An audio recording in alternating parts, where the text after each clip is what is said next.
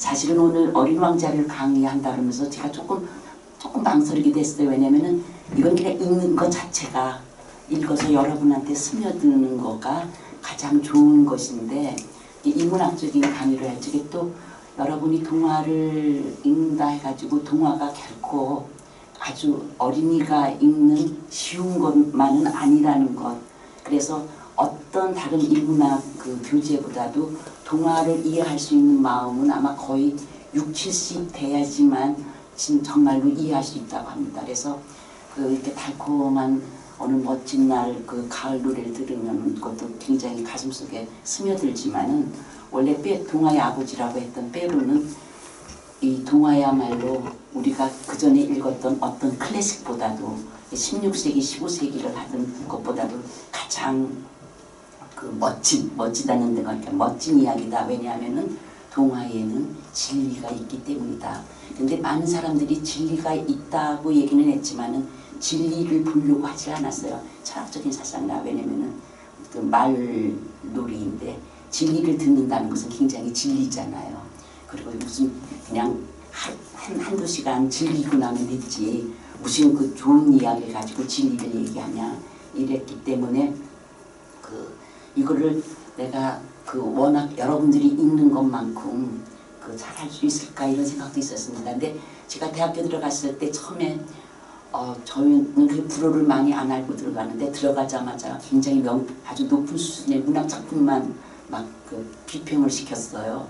그래서 어느 날 그 교양을 배울 적에 어느 선생님이 어린 왕자를 그 한번 읽어보라고 읽었는데 너무 좋더라고. 그래서 저 다음과로 이제 전과할까 이러다가 이 어린 왕자 때문에 이게 제가 그 마음을 뒀었습니다. 그래서 그 제일 먼저 그 프랑스에 가서도 그 알프스 산의 그 잔디가 굉장히 아름답고 하늘이 저는 가기 전에 우리나라 하늘이 제일 높고 제일 아름다운 줄 알았는데 알프스산에 가보니까 산도 우리나라보다 더 아름답고 하늘도 우리나라보다 더 파랗고 그 다음에 그때 에델바이스 꽃들이 하얗게 펴가지고 그걸 보고 있고 아이들은 막 오면서 엄마 저기 그 산꼭대에 있는 눈이 있는데 저 눈은 뭐야 그러니까 너 네 마음속에 있는 마음보다 더 하얗듯이 너의 치아가 하얗지 않냐. 그래서 그 저기 있는 하얀 것은 눈, 네 마음속에 있는 것은 너의 마음, 그 다음에 네가 지금 말할 때 보이는 것은 하얀 치아란다. 이러면서 아이들을 전부 그 여행을 시키는 거예요. 그 학부모들이 다. 그 우리들은 그때 여행이라는 걸 모를 텐데 70년대 초인데 근데 그것을 보자마자 막 아름답구나 그러고 막 좋아할 줄 알았는데 바로 이 어린 왕자가 뭐예요? 그 모천승이의 그 장미꽃을 보고 막 잔디밭에 누워서 울었다는 식으로 저도 그때 막 속으로 울었습니다. 어쩜 우리나라가 제일 아름다운 줄 알았는데 이렇게 아름다운 곳이 있고 어쩜 이 나라 어린이들은 어렸을 때부터 이렇게 좋은 이야기를 듣고 좋은 산천을 마음껏 여행하면서 다니나 우리는 그렇게 크지도 않은 나라인데 반쪽이 나가지고 갈 수도 없고 내가 태어난 것도 갈 수 없는 나라에서 있는데 그러면서 그때 처음으로 가자마자 이제 어린 왕자 생각하면서 울었었는데 어린 왕자를 가르쳐줄 기회가 거의 없었어요.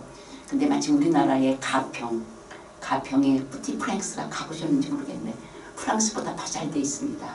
왜냐하면은 이 생떼쥐베리를 프랑스에서 먼저 어린 왕자를 한 것이 아니라 미국에서 생떼쥐베리를 알아줘가지고 미국에서 굉장히 그 환호를 했기 때문에 프랑스에서는 거의 문학으로도 학교에서도 가르쳐주지 않고 그때까지만 해도 교수들도 이걸 학문으로 다루지 않았었어요.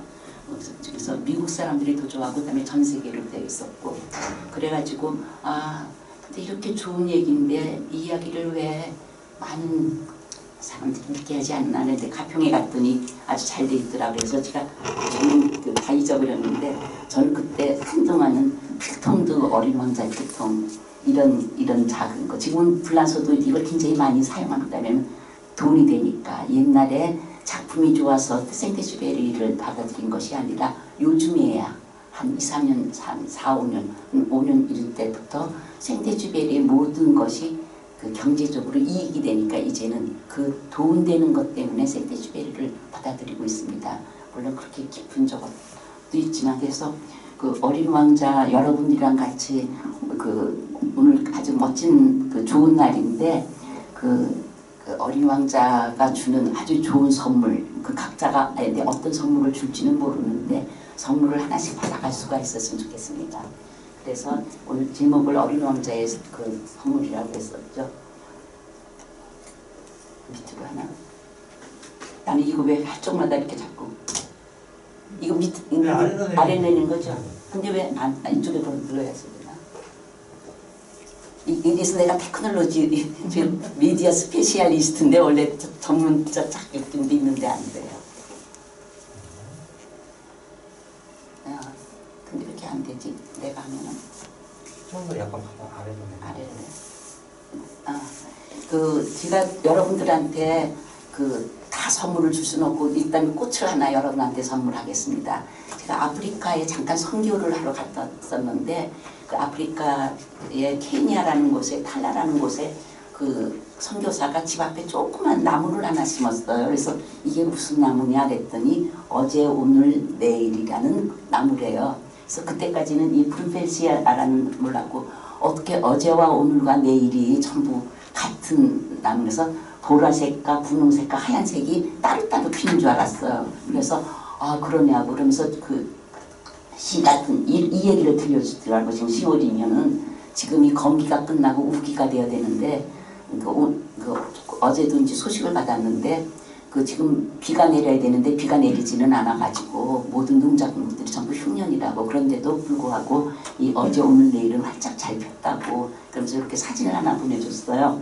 그래서 그 사람이 하는 얘기가 10월이면은 자카란드라고 아주 보라색 피는 그 나라의 꽃이라 그러는데 그게 피고 그 꽃잎이 떨어지면은 제일 먼저 사실 비가 오고 꽃잎이 떨어진다는 그것 자체가 여러분 아프리카도 많은 슬픈 역사를 갖고 있으니까 그 개인으로 얘기하면은 굉장히 어려운 시기가 다가오는데 제일 먼저 피는 꽃이 보라색입니다. 이걸 미래라고 그래요. 미래의 꽃이 핀다. 그래서 우리가 가장 어려울 때 우리는 현재를 생각하는데 사실은 그때 해야 될 것이 내일의 희망을 가져야만 오늘이 분홍색으로 견딜 수가 있고 그리고 과거에 어려웠던 것은 모두 하얗게 그러니까 다 없어지면서 나온다. 그래서 분홍이 보랏빛이 먼저 피고 그리고 분홍의 오늘이 가면은 하얀 어제가 갑니다. 이 글을 주더라고요. 그래서 이게 너무 좋아서 아 이거 바로 동화의 꽃이네요. 그랬더니 얼마 전에 어떤 그 동화 기자인가 꽃에 대해서만 쓰는 그 기자분이랑 같이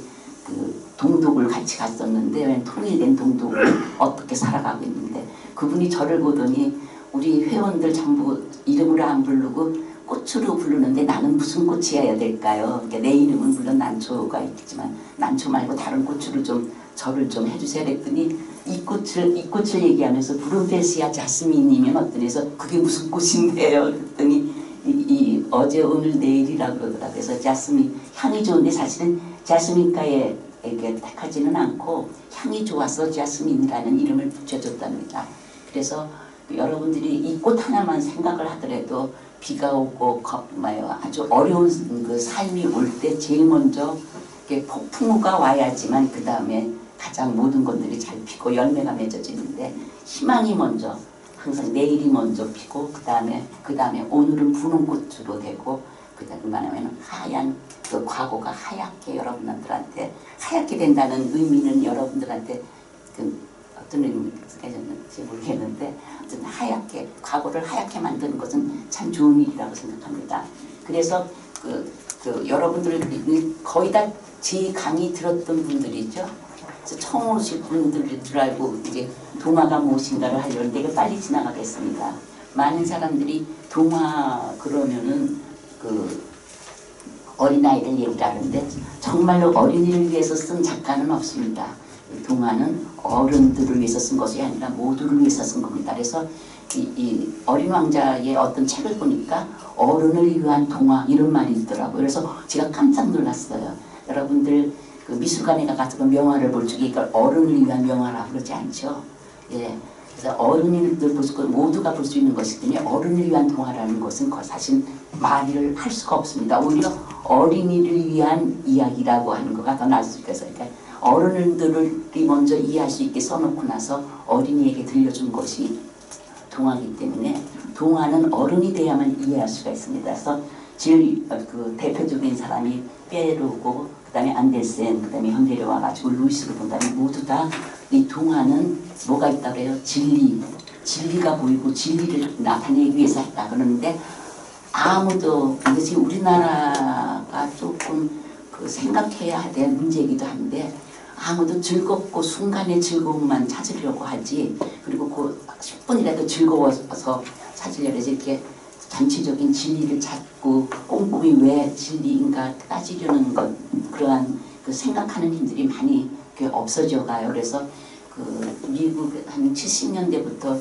그 제가 배운 교육에서는 앞으로의 교육자가 여러분한테 들려줄 것은 아무것도 없다고 왜냐하면 전부 인터넷 정보로 다 모든 정보는 다 가르쳐 줄 것이고 그래서 선생님이라고 하는 사람이 할 수 있는 것은 생각하는 힘을 가르쳐 주는 것밖에 없을 거라고 그래서 이제 보통 이 작가들이 전부 70대에 썼고 물론 안데센은 40, 50대 젊어서부터 시인이었지만 다 우리는 전부 진리를 나타내기 위해서 쓴다고 했습니다. 그래서 그냥 지나쳐서 그리고 여러분이 동화 그러면은 일단은 무슨 동화를 말하면 옛날 이야기 내려오는 그 민담을 바탕으로 했기 때문에 우리나라에서 그냥 옛 이야기 그러면 더 멋있죠. 옛날 이야기인데 옛날 이야기는 어른이 아이들한테 그냥 들려주는 것으로 끝나기 때문에 그 문학적인 어떤 것을 나타내지 않아서 조금 더 어떤 옛날 일적이라는 것을 하면 여러분이 동화에서는 뭐냐면 두 세계가 있습니다. 이것을 알아야지만 동화를 얘기합니다. 우리가 살고 있는 지금 현재 이 시간과 그다음에 시간이 또 공간이에요. 옛날 일적보다는 우리가 보이지 않는 세계, 보이는 것과 보이지 않는 세계가 다 똑같이 있어서 동화를 읽을 적에는 이것이 보이는 것을 얘기하는 것인지 보이지 않는 것을 얘기하는지를 알아야지만 동화를 알 수가 있습니다. 그래서 여러분이 보이는 것만 얘기하면은 겉만 보는 것밖에 안 되죠. 보통 아이들한테는 보이는 것만 얘기하고 맙니다.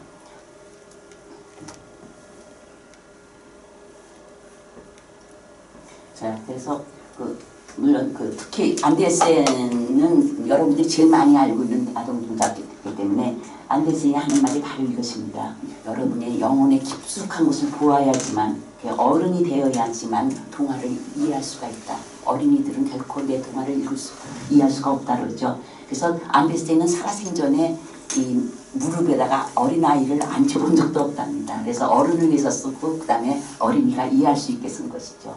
그래서 특히 시를 가지고 뭐라 그러냐면 영혼의 램프 우리가 동화를 시 중에 시라고 그러는데 가장 영혼의 깊숙한 것을 볼 수 있는 것이 동화라고 그래요. 그래서 페루도 동화를 읽는 것은 여러분의 영혼의 깊이에 따라서 그 이해가 달라진다 그럽니다. 영혼이 얼만큼 깊으냐 아니면은 그래서 그 정도가 굉장히 여러 단계인데 그래서 누구나 다 맞습니다. 동화를 읽고 한다는 것. 다만 그것이 그 표면에서부터 어느 정도까지 깊이 들어갔느냐. 근데 가장 깊이 들어가는 것이 영혼의 깊이라고 얘기를 하죠. 그래서 시인의 마음으로 세상을 보아야지만 여러분이 자연의 신비를 발견하고 조금 이따 알겠지만 존재와 존재자 얘기 나올 건데 존재, 여러분이 여기 앉아있는 여러분 자세는 존재자입니다. 제가 여러분이 거울을 봐도 내 것밖에 보지 못하죠. 제가 여러분 속까지는 못 보죠. 그러나 진정한 여러분은 여러분이 보이지 않는 그 존재에 있다는 것이죠. 그래서 이것이 동화가 바로 그렇게 영혼의 깊이, 즉 여러분 하나하나한테 가장 귀하고 성스러움을 간직하고 있는 그 존재자로 보면서 그것을 훈련시키는 것이 이제 동화이고 그렇게 훈련되어야만 앞으로의 나라를 다스릴 수 있는 지도자가 된다는 것이죠.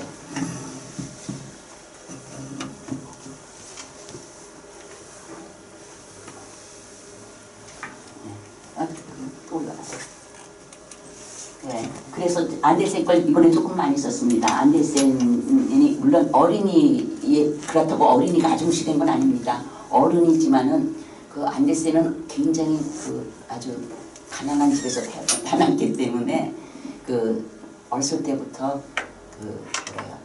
자살 같은 거 어린아이가 참 노숙하게 자살을 하려고 그랬어요. 그래서 이제 안데센이 유명해진 거는 그 죽어가는 어린이라는 그 시 때문에 유명하는데 막 죽으려고 그 강물을 막 들어가다가 드디어 이것은 그 하나님의 뜻이 아니구나 하고 살았기 때문에 그 커가지고 그 어린이를 위한 건데 뭐냐면 어른의 마음속에 있는 어린이인데 그 어린이는 여전히 어떤 어린이예요? 좋아서 기뻐서 날뛰고 이러는 어린이가 아니라 죽어가는 어린이입니다. 근데 실제로 안데센은 어린 시절은 가난하게 치렀지만 그 어린 시절은 결코 불행하게 기억하진 않아요. 어느 시절의 어린이를 얘기하냐면은 그 도시로 올라와 가지고 중고등학교 다닐 때 그때 선생님들 그래서 그 자기 살고 있던 오덴세라는 아늑한 그 고향을 떠나서 도시로 와가지고 공부를 할 적에 그때 선생님들부터 받은 수모 이것이 가장 본인은 죽어가게 만들었기 때문에 안데센이 얘기하는 죽어가는 어린이라는 것은 초등학교를 얘기하는 것이 아니라 중고등학교 청소년을 얘기하는 겁니다. 그래서 그때 죽어가는 그 아이를 위해서 글을 쓴 것이죠. 그래서 지도자로 성정하는 그 동화의 어린이는 그 어른 속에 있는 어린이가 주로 있고 그래서 그 자라나는 청소년들이 다시 하지만은 영혼 깊이까지 내려가서 영혼의 램프를 킬 줄 알고 다른 사람의 영혼의 램프를 킬 줄 아는 나라의 지도자가 되라 하는 것으로 동화를 쓴 것입니다. 그래서 여러분들 그 동화의 주인공들은 대개 뭐예요? 왕국이죠. 왕국 우리가 그 지금 왕국으로 향하려면 지금 살고 있는 곳을 떠나야 되잖아요. 떠나서 가는 곳은 우리가 떠나서 가는 것은 나중에 그 신자들이 하는 얘기인데 우리는 죽음을 향해서 가는 것이 아니라 하늘의 영광을 하늘나라의 왕국을 향해서 가는 것이다 이렇게 얘기합니다. 그래서 그 왕국이라는 것이 실제로의 왕이 사는 곳이기도 하지만 하늘나라 왕이 사는 곳입니다. 그래서 주인공들은 다 주인공이 된다는 것은 뭐예요? 가장 자기 자신을 찾는 겁니다. 그래서 진짜 그 자기 자신을 찾기 때문에 하늘나라 왕의 전부 내가 귀한 자녀라는 것은 뭐예요? 내가 왕의 아들, 딸이라는 것이죠. 그래서 대개 그 동화는 왕자와 공주가 주인공으로 나옵니다. 다 왕자와 주인공은 아니지만은 왕자와 주인공이 아니더라도 내 속 깊은 곳에는 나는 내가 주인인 그 왕자와 공주다 이런 마음이 있는 겁니다. 그래서 여러분들이 동화를 읽고 나면 나도 왕자와 공주이지만은 다른 모든 사람도 굉장히 귀하고 귀한 왕자와 공주다 이것을 배우는 것이죠.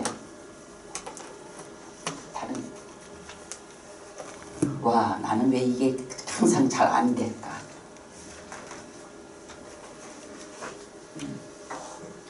그래서 저 외국에는 그 강의를 들어갈 적에 이것만 따라 해준 사람이 따라 들어옵니다. 선생님들이 대부분 못해가지고 제가 선생님 도와주는 그 필름 돌려주고 이러던 일을 하던 사람인데 막상 내가 하니까 안 되네요. 그래가지고 그리고 행복하게 살았다로 많이 끝나는데 행복이라는 것은 결국 뭐예요? 진짜 내가 누구인가? 많은 사람들이 굉장히 나이 때까지 자기 자신을 찾지 못하고 살고 있어서 진짜 나인 것. 그다음에 가장 그래서 그 동화에서 그 안데센이 얘기하는 것이었는데 그 가장 경이로운 그 선물이 생일이라는 것이죠. 여러분이 이 세상에서 태어났다는 것은 가장 축복된 선물이라는 겁니다. 이게 처음 받는 선물, 이 세상에 태어난 것은 선물입니다.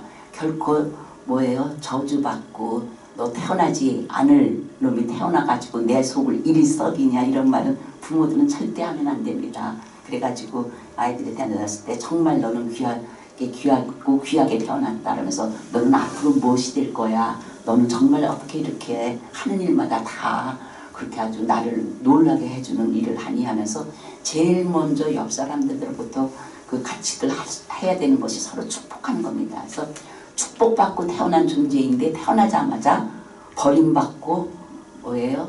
그 태어나지 말아야 할 사람으로 태어났기 때문에 동화의 주인공들은 그런 아이들이 뭐예요? 큰 고난의 길을 끊는다면 나는 결코 태어나지 말아야 할 그러한 아무 존재가치 없는 아이가 아니라 나는 왕과 왕자였구나. 그래서 나라의 왕이 될 수가 있는 거구나. 이런 걸로 끝나는 것입니다. 같이 굉장히 귀한 존재로서의 자기를 찾는 것이죠. 그래서 사실은 여러분들이 어떤 과목을 들을 적에 내가 그것을 가르칠 수 있거나 혹은 문학을 할 적에 내가 그것을 쓸 수 있는 것이 가장 좋은 점입니다. 그래서 우리가 강의를 할 적에 그 동화를 강의할 적에 여러분이 동화를 쓸 수 있기를 바랍니다. 근데 동화를 쓴다는 것이 문학적인 어떤 재능이 있는 사람은 절대 동화를 못 씁니다. 왜냐하면 너무 재주가 있어서. 동화는 진솔하게 써야 됩니다. 왜냐하면 이미 우리가 이 세상에 태어날 때 정말 창조는 이미 하셨고 우리가 할 수 있는 것은 창조된 것을 보고 모방하는 것으로 시작합니다. 여러분이 쉽게 생각하면 붓글씨 배울 적에 붓글씨 처음부터 내 글씨 쓰지 않죠. 예, 다른 사람이 잘 쓴 거를 이제 모방하는 것도 배우죠. 그래서 제일 먼저 글쓰기를 배우는 거가 아주 옛날 예적부터 내려오는 이 전에 내려온 이야기에는 굉장한 진리가 숨어 있고 많은 선조들이 다 우리들의 영혼을 깨워주기 위해서 우리를 사랑하기 위해서 해준 이야기이기 때문에 그것을 바탕으로 쓰기 시작하라는 것이죠. 그래서 안델센도 그렇게 쓰라고 이건 제가 하는 얘기가 안델센이 있습니다. 그래서 마음에 들어오는 이야기 내용을 옮기고 나서 여러분이 마음에 들어오는 이야기가 있어요. 많은 사람 똑같은 동화를 10편, 20편 읽어도 사람마다 다 다릅니다. 그래서 그것을 자기가 다시 재해석합니다. 그래서 내가 다시 쓴다는 것은 내가 지금 얘기를 한다는 것은 뭐냐면 내가 어느 곳에 거울을 보고 나를 얘기한 것이고 내가 이야기한 것 혹은 창조주가 이야기한 것이 저쪽 바위나 산에 부딪혔다가 나한테 되돌아오는 거라고 얘기합니다. 그래서 보통은 메아리라고 얘기를 쓰는데 동화에서는 주로 거울이죠. 거울 보고 거울아 이런 얘기하는 것처럼 그래서 자기한테 되돌아오는 그 메아리를 보면서 그러면 조금 나이들이 들어가면은 지혜와 행복이 정말 참된 지혜와 행복이 무엇인가 살아간다는 것이 정말 진정한 의미가 무엇인가를 이끌어낸 다음에 그때야 가서야 이제 독자의 눈이 열리게 조금 재창조합니다. 이러려면 이미 여러분 이걸 쓸 수 있는 사람들이 어떤 사람에 대해 동화를 쓸 수 있는 사람은 굉장히 제법 나이가 들어야지만 씁니다. 왜냐하면 오랜 삶을 살아서 그 나름대로의 삶의 지혜가 들어있기 때문에 그것을 내놓을 수가 있어야 되는 것이죠. 그래서 내면에 숨어있는 본래의 창조력. 근데 여러분들이 나한테는 그런 창조력이라는 건 없어. 그런데 사실은 여러분이 태어날 때 아까도 얘기했지만 태어날 때 창조주가 제일 먼저 주는 것이 창조입니다. 창조와 축복. 그래서 누구나 마음속 깊은 곳에는 이 창조를 아직 없는 것에서 만들어내는 것이 아니라 조금 창조라는 의미가 다릅니다. 없는 것에서 만들어내는 창조가 아니라 있는 것에서 창조와 축복을 받고 있는 이것이 본래의 모습이라는 것이죠. 그래서 동화는 항상 뭐를 찾아가는 거예요? 본래의 위치로 가는 겁니다. 우리가 살아가는 동안에는 마치 기계를 많이 쓰면은 다 고장이 나잖아요. 여러분들 컴퓨터 하다가 고장나면 어떻게 해요? 코드 뽑아버리고 원위치로 가는 것처럼 우리가 살아가다가 너무 많은 상처를 입고 사실 어리고 귀엽게 태어났는데 살다 보니까 막 또 생긴 것도 달라지고 원래의 모습은 참으로 아름다웠는데 그랬을 때 이제 동화를 쓰라는 마음은 뭐냐면은 이 코드를 꼭 뽑아버리고 원래의 모습으로 가라는 겁니다. 그러면 원래의 모습 아까 뭐라고요? 여러분은 굉장히 축복받고 태어난 사람이라는 것이죠. 그리고 가장 귀하게 태어난 사람 누구라고요? 왕자와 공주로 태어난 것이죠. 그래서 결혼식 할 때 여러분은 왕후와 왕과 왕후의 예복을 입죠. 우리나라도 똑같죠. 그래서 그것을 회복해가지고 정말 나라는 존재는 귀하고 축복받고 얼마든지 많은 것을 창조할 수 있는 그 능력을 갖고 태어났다. 이렇게 얘기하는 겁니다. 즉 여러분이 그걸 언어로도 마찬가지인데 여러분은 지금 제가 하는 말도 뭐예요? 제가 예전에 했던 말이 아닙니다.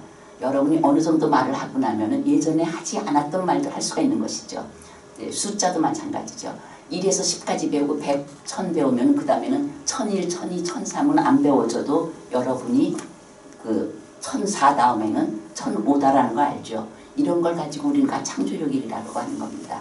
그래서 이런 능력을 가지고 있다는 것이죠. 일일이 하나서부터 만까지 다 하나하나 가르쳐줄 필요 없이 하나에서 10만 가르쳐주고 그 다음에 20, 30 가르쳐주고 100, 1000 가르쳐주면은 여러분이 결코 들어보지도 않은 숫자에 대해서도 쓸 수가 있고 결코 내가 들어보지도 않는 말도 할 수 있고 들어보지도 않는 말을 할 수도 있고 이해할 수도 있는 것입니다. 그래서 아까도 얘기했지만은 그 이야기는 전부지 어른을 위해서 품은 이야기를 어른을 위한 것으로 생각을 해야 됩니다. 결코 어린이를 위한 것으로 해야 되지 않아요. 여러분들 많은 어린이 시간에 어른들이 나와서 에이 여러분들 안녕하세요 하면서 어린이 흉내내죠. 이 동화는 절대 그러지 말라는 겁니다. 어린이를 흉내내면서 쓰지 말고 어른인 여러분의 성숙한 이야기 그대로 쓰라는 것이죠. 그러나 어린이도 볼 수 있어야 되는 거죠. 명화에 막 이상한 것, 그야말로 성인이라는 말이 좀 나쁜데 성인용으로 쓰면은 아이들한테 보여줄 수 없잖아요. 그래서 어른들끼리 많이 하다 보니까 야하고 아이들이 들으면 좋지 않은 것들인데 그런 것들은 전부 제외하면서 어린이들에게 이야기를 들려줘도 괜찮게 이렇게 쓴 겁니다. 그러니까는 다시 얘기하자면은 동화는 어린이 문학이 아니었습니다. 예. 모두를 위한 영혼을 위한 문학이라고 해야 될 건지 영혼을 위한 문학 이야기였었죠. 그래서 어른들의 여러분 지금이 가장 뭐예요? 동화를 쓸 수 있는 좋은 나이입니다. 그래서 이제 혹시 앞으로 내 손주나 내 자손들에게 내 이야기를 써주려고 그럴 적에 이것을 참고하라는 것이죠.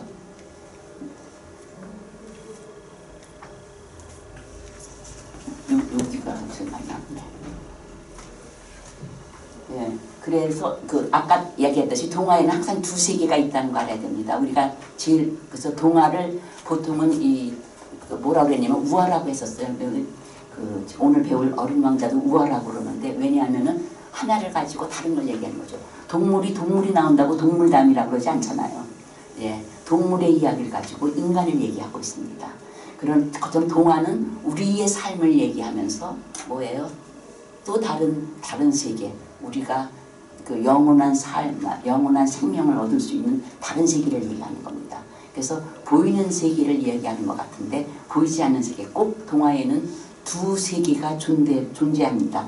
물론 그 외에 그러면 다른 건 뭐냐? 어린이 소설, 그것은 문학입니다. 문학, 시, 소설, 희곡, 이거는 여러분이 경험한 그 이야기를 그대로 사실대로 써도 되는 것이고 동화라고 얘기하는 것은 원래 다른 세계, 더 나은 세계를 향해서 우리가 걸어가는 이야기입니다. 저는 그래서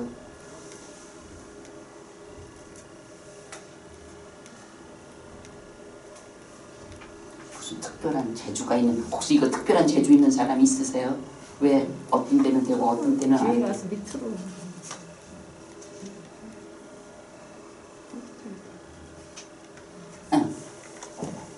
예.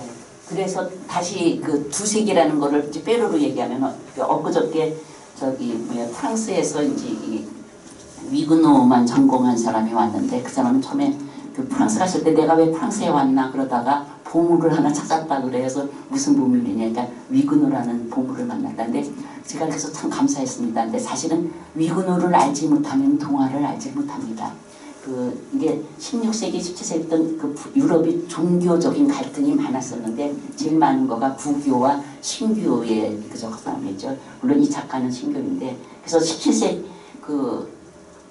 헨리 4세부터 종교의 자유를 약간은 허락하다가 루이 14세에 가가지고는 신교를 억압을 합니다. 왜냐하면 하나의 나라에는 왕도 하나여야 되고 모든 것이 하나로 통일돼야 되지 또 다른 의견을 가진 사람은 있을 수 없다 그래가지고 굉장히 탄압을 합니다. 그래서 그때 유럽의 신교도라는 것은 굉장히 지성인이었고 지식인이었고 기술자였습니다. 그래서 전부 많이 추방을 한 10%가 이제 추방을 당했다고 하는데 그러는 바람에 유럽 다른 주입 국가들은 부자가 됐습니다. 영국은 산업혁명이 일어났고 스위스는 시계가 됐고 홀랜드도 마찬가지고 그래서 독일 이런 모든 나라가 프랑스에서 온 지식인들 혹은 기술자들에 의해서 부화가 됐는데 오히려 내쫓은 프랑스는 이제 그 다음에 계속 혁명이 일어날 때까지 굉장히 어려운 시간을 갖게 됩니다.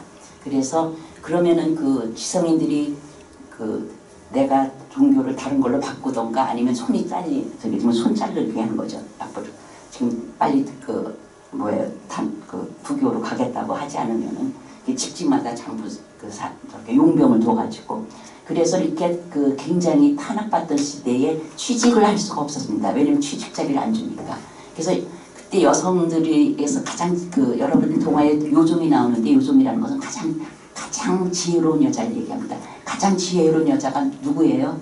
예, 하나님의 소리를 들을 수 있는 사람이죠. 우리나라도 옛날에 무당 그래가지고 많이 그랬었죠. 자, 하나님의 소리를 들을 수 있는 여자가 가장 지혜로운 여자인데 취직을 할 수가 없었습니다.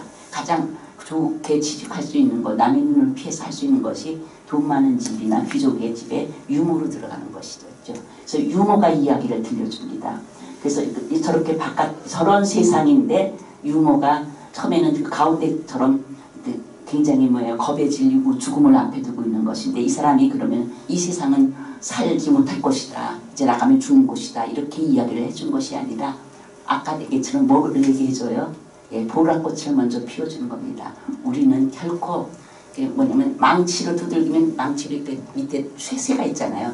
망치로 아무리 두들겨봤자 두들기는 망치가 부러지지 우리는 연단돼 가지고 더 좋은 작품으로 태어난다. 이러면서 보이지 않는 행복을 이야기하기 위해서 옛 이야기를 아이들한테 들려줬습니다. 유모니까 아이들 모아놓고 교육시키는 걸 좋아했죠. 그럴 때 이 페로가 물론 페로는 또 가톨릭이었지만 정신만은 개혁 정신을 갖고 있었기 때문에 이 사람이 하는 이야기를 듣고 굉장히 감동을 받았습니다. 그래서 이야기야 맞다나 이 왕들 혹은 귀족들을 앞으로 나라를 이끌 사람들한테 들려줘야겠구나. 그런데 이 이야기를 쓸 수가 없었습니다. 그래서 이 그림만 앞에 딱 내놨습니다. 그래서 여러분들이 동화 연구가가 왜 없냐면은 동화를 연구를 하게 하진 않았습니다. 그 다음에 동화를 못 쓰고 단지 페로는 뭐만을 보였냐면 우리가 말로 할 수 없을 때는 이렇게 그림으로 많은 것을 바로 이 그림을 한 장만 딱 내놨습니다. 이 그림이 모든 것을 얘기해 주는 것이죠. 그러니까 민중들이 이야기하는 모든 것을 이 여자 위그노 그때 프랑스에서의 개혁 종교가들을 위그노라고 불렀습니다. 지금은 개혁 신교라고 그러는데 그 사람들이 하는 이야기를 통해서 나온 것이 바로 페로 동화입니다. 여러분들이 잠자는 숲속의 미녀 아무리 고통을 받고 100년을 해도 100년 후에는 분명히 진짜 100년 동안 실제로 나라가 고생을 했습니다. 18세기 19세기까지 100년 후에는 분명히 우리를 구해로 주는 왕자가 나타날 것이다. 혹은 여러분들 빨간 모자 아무리 빨간 모자가 늑대에 잡혀먹고 해서 우리가 지금 늑대한테 잡혀먹혀 있는 상태라 하더라도 여러분들 두려워하지 마십시오. 내가 항상 우리와 같이 하는 존재가 계시기 때문에 우리는 분명히 마음의 평화를 얻고 행복해질 수가 없습니다. 이런 이야기를 하기 위해서 들려준 것이 동화이죠.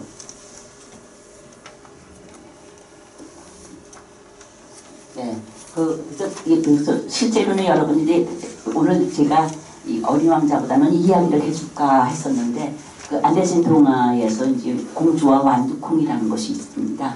이게 바로 이제 진짜 공주 여러분들이 진짜 삶에서 공주의 아주 엑기스를 아주 한 페이지로 쓴 동화인데 자 진짜 공주라는 것은 뭐냐면은 나중에 저기 폭풍우 불 때에 찾아오는 것이고 어느 날 왕자가 진짜 공주랑 결혼하려고 했는데 일생 동안 진짜 공주를 못 만나서 결혼을 못하고 있다가 어느 폭풍우 치는 날 여러분들 폭풍우 친다는 얘기는 우리나라에는 그런 말이 없는데 유럽에서는 폭풍우 치는 날 사람을 만나면 그 사람과는 인연이 꼭 맺어진다고 합니다. 그래서 어떤 두 사람을 중매될 때 꼭 맺혀지게 하면은 폭풍우 치는 날 만나게 해줘요. 그래서 폭풍우가 치는 날 이 공주도 또 뭐예요? 진짜 왕자를 찾아서 와가지고 저기 아주 하게 되죠. 그래서 이 사람이 왔을 때 모습이 어떻겠어요? 지나갔으니까 그냥 가겠는데 그래서 쫄딱 비에 쪼르륵 맞았으니까 얼마나 초라한 모습이 있겠어요. 그런데도 왕궁의 문을 두들깁니다. 여러분이 내가 가장 초라해가지고 뭐그 유행가에 되지만 그대 앞에만 서면 나는 왜 이렇게 작아지는가 하는데 내가 가장 작아지는 모습으로 있을 때라도 어디 문을 두들겨요? 예, 왕궁의 문을 두들깁니다. 그리고는 당당하게 얘기하죠. 내가 바로 진짜 공주라고. 그러니까 그 왕자의 어머니가 어디 네가 진짜 공주인가 한번 알아보자 그래가지고 그 침대에 말하면 요를 20장 깔고 이불을 20장 깔고 밑에다가 요만한 완두콩을 하나 넣습니다. 그런 것은 아침에 일어나서 안녕히 주무셨습니까 공주님. 그러니까 공주가 잠을 한 잠도 못 잤다고. 왜요? 뭔가가 요만한 게 있어가지고 나를 괴롭혔다는 것이죠. 그러니까 공주라는 것은 뭐예요? 다른 어떤 작은 남이 보지 않는 작은 고통과 괴로움도 느낄 줄 아는 자가 진짜 공주라는 것이죠. 그러니까 진짜 왕자도 마찬가지입니다. 여러분들이 그렇게 아주 부드러운 거 밑에 요만한 그 완두콩 하나 있다고 그게 나한테 느껴져요. 근데 그것을 느낄 줄 알기 때문에 진짜 공주라는 것이죠. 이렇게 폭풍을 칠 때 찾아온 사람이고 그 다음에 그렇게 보이지 않는 완두콩도 느낄 줄 아는 사람.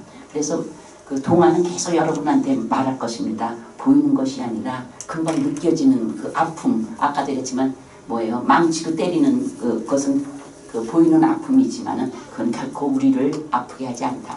오히려 망치가 부러진다 한 것처럼. 그러나 그렇게 보이지 않은 작은 마음속 깊이 여기 안데센의 얘기에 의하면은 영혼 깊이 숨어있는 완두콩을 찾아서 그것을 같이 이야기하는 것입니다. 그러기 때문에 이 동화의 가치가 있죠. 이것이 그러나 아까도 했지만 17세기 동화로 만들어져서 100년 동안 잠자는 수석이 민었잖아. 100년, 200년 동안은 이거를 읽지 못하게 했습니다. 그래서 금서가 됐기 때문에 쭉 과학적이고 이성적인 것만 발달하다가 그 다음에 나온 것이 결국 뭡니까? 오늘 이제 어린 왕자에서 많이 보게 되는 1차, 2차 전쟁을 겪었죠. 1차, 2차 전쟁을 겪으니까 그때서야 이 사람들이 우리가 어려서 읽지 말라고 한 이런 동화를 읽지 못하고 자랐구나. 동화를 읽게 해야겠구나. 그래서 아이들한테 빼로 동화 이런 거는 금서였기 때문에 바로 동화가 보여줘야 할 진리의 힘을 가르치기 위해서 쓴 것이 여러분들이 많이 알고 있는 요즘 판타지라는 겁니다. 그래서 판타지도 똑같아요. 동물의 나라. 여러분들 우리들은 전쟁을 안 겪고 자랐죠. 물론 어렸을 때 겪었지만 잘 모르죠. 1차 전쟁, 2차 전쟁을 겪었을 때는 사람이 아닙니다. 뭐예요?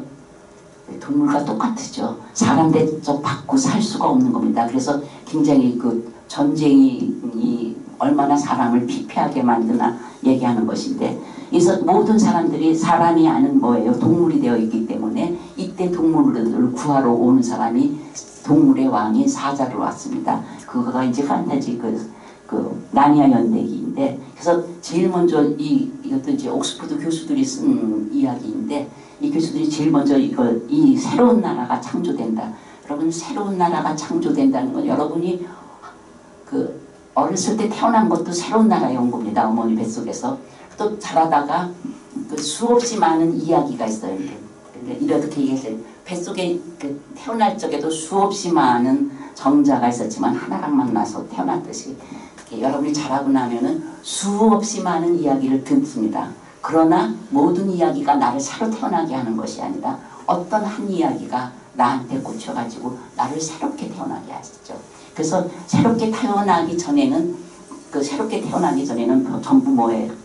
사랑할 줄도 모르고 생각할 줄도 모르고 이야기할 줄도 모릅니다. 그래서 무엇보다도 잠들어 있는 것이죠. 여러분들이 지금 눈 뜨고 있다 이러다가 그것이 꼭 깨어있는 것은 아닌 겁니까? 제일 먼저 해야 될 일이 깨어나고 사랑하고 생각하고 또 말을 할 줄 알고 그 다음에 걸어다니고. 여러분들 이번에는 그거 많이 알았겠네요. 이번에 많은 사람 2, 4년 동안 집에 갇혀 있었더니 이제 나오라 그러면 나오는 걸 귀찮아해요.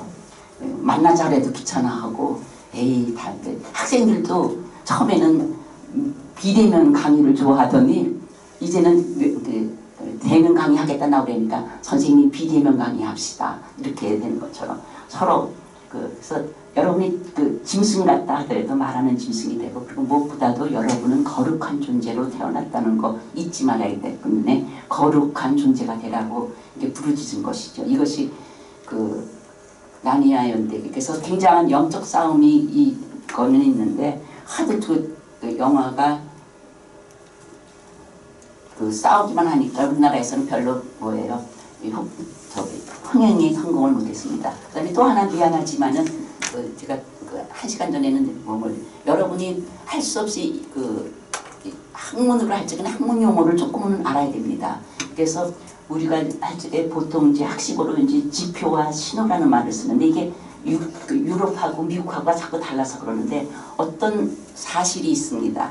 어떤 사실이 있으면 그건 그냥 지표라고 그래요. 있는 그대로. 사실 그 있는 게 책상이면 책상, 학교면 학교, 혹은 구름, 하늘 이런 건 전부 지표입니다. 우리랑 어떤 의사소통을 하려고 있는 것이 아니라 자연 그대로 있는 것입니다. 그런데 그것이 우리와 의사소통하기 위해서 어떤 다른 모양으로 나타날 때 우리는 그것을 그 신호라고 그러죠. 신호. 신호에는 두 가지가 있습니다. 상징하고 기호가 있는데, 자, 프랑스에서는 상징이라고 그러는데 미국에서는 도산기호라고 해요. 그래서 상징은 뭐냐면, 저는 불란서식으로 하겠습니다. 내가 여기는 고기 파는 집입니다 하고 고기를 그려놨으면 이건 상징입니다. 왜요? 그 고기를 보면은 고기가 연상이 되기 때문에. 학교에다가 아이들이 이렇게 있는 거는 상징입니다. 학교 다니는 아이들을 연상할 수 있기 때문에. 그런데 우리가 예를 들어 그래서 소라고 썼어요. 소를 소라고 발음하는 것은 우리가 보는 소랑 무슨 관계가 있어요? 없죠. 그렇게 실제 사물과 실제 지표와 아무 관계가 없는 것일 때는 우리가 그것을 기호라고 그럽니다. 여러분들이 제일 많이 사용하는 거가 언어 기호죠. 제일 많이 그 어린이들랑 같이 할 수 있는 거가 교통신호입니다.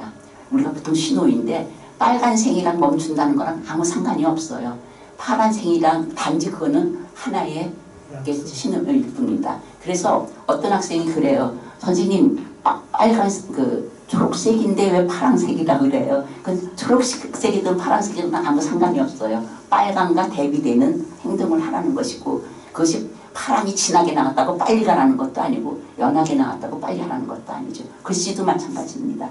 그래서 기호습니다. 근데 철학자들은 아까도 얘기했지만 존재자라는 말과 존재를 씁니다. 그래서 지표처럼 존재하고 보이는 건 존재자라고 그러고, 우리가 존재는 추상적인 개념이죠. 여러분 인간 존재 그랬을 때, 실제 여러분들 인간 존재를 했을 때 여러분 하나하나의 존재자 안에는 우리가 눈으로 볼 수 없는 가장 귀하고 창조적이고 축복받은 무엇인가가 있다는 것이죠. 바로 그것들을 찾아내게 하기 위한 것이 동화인 것입니다.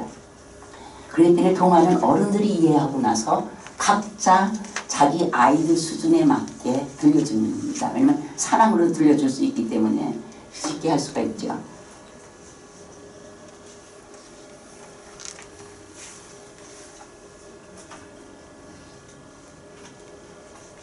왜 안 나타나? 꺼졌나요? 꺼진 것 같아요.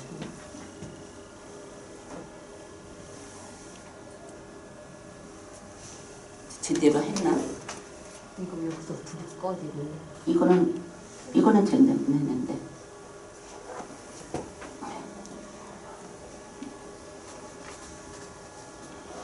예.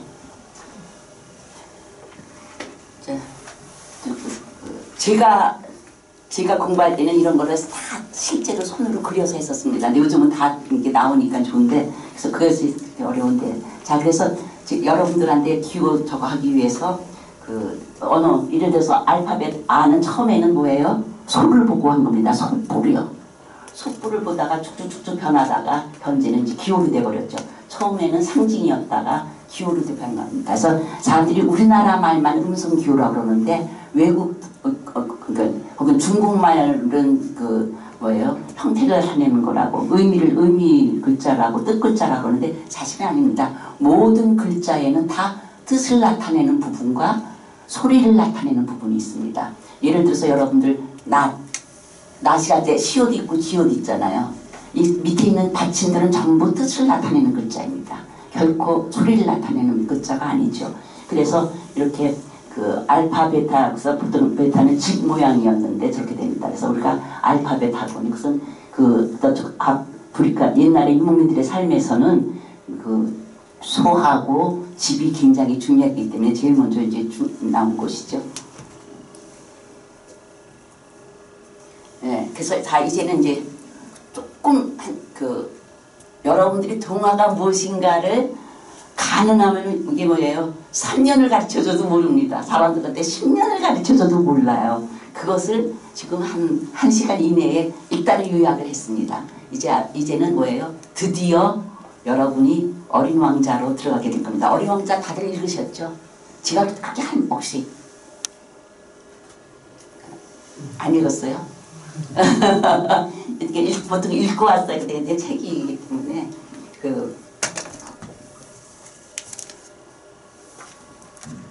제가 한 20년 전에 이게 이제 이 책인데 어린 왕자는 루디 프랑스입니다. 이 책을 읽으면서 이런 거를 다 이제 그래서 우리나라의 번역이 굉장히 잘 돼 있고 여러분이 인터넷에 들어가면 이렇게 어린 왕자에 대해서 별 얘기를 다 합니다. 아주 뭐 감동받았기 때문에 하는 얘기인데 모든 얘기가 다 틀리지는 않아요. 그러나 실제로 여러분이 아 이게 정말 동화구나. 그래서 프랑스에서 그 동화의 아버지 이 맥을 그대로 읽고 있구나. 그러지 이건 어른을 위한 동화가 아니라 진짜 동화입니다. 그래서 진짜 동화 나라. 그래서 이게 왜 진짜 동화인가? 그것을 이제 같이 하려고 하는 것이죠.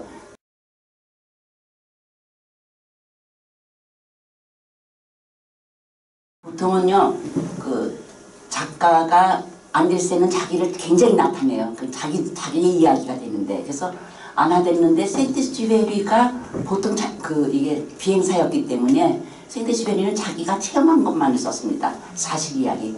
그런데 이거 1904 죽기 1년 전에 이 책이 나왔는데 그 전에 미국에서도 하도 책이 잘 팔리니까 좀 부자가 됐어요. 그래서 굉장히 잘 살았는데 미국에서 다 본인은 행복하게 살았지만 행복하진 않았죠. 그러니까 그 크리스마스 때 한번 어린이를 위해서 책을 한번 써보는 게 어떠냐 하고 출판사 사람이 얘기했어요. 그래서 했는데 생각보다 빨리 끝마치를 못해가지고 12월에 나올 수가 없어가지고 1년 그 다음에 4월쯤에 이제 4개월이 지난 다음에야 이 책이 나왔습니다.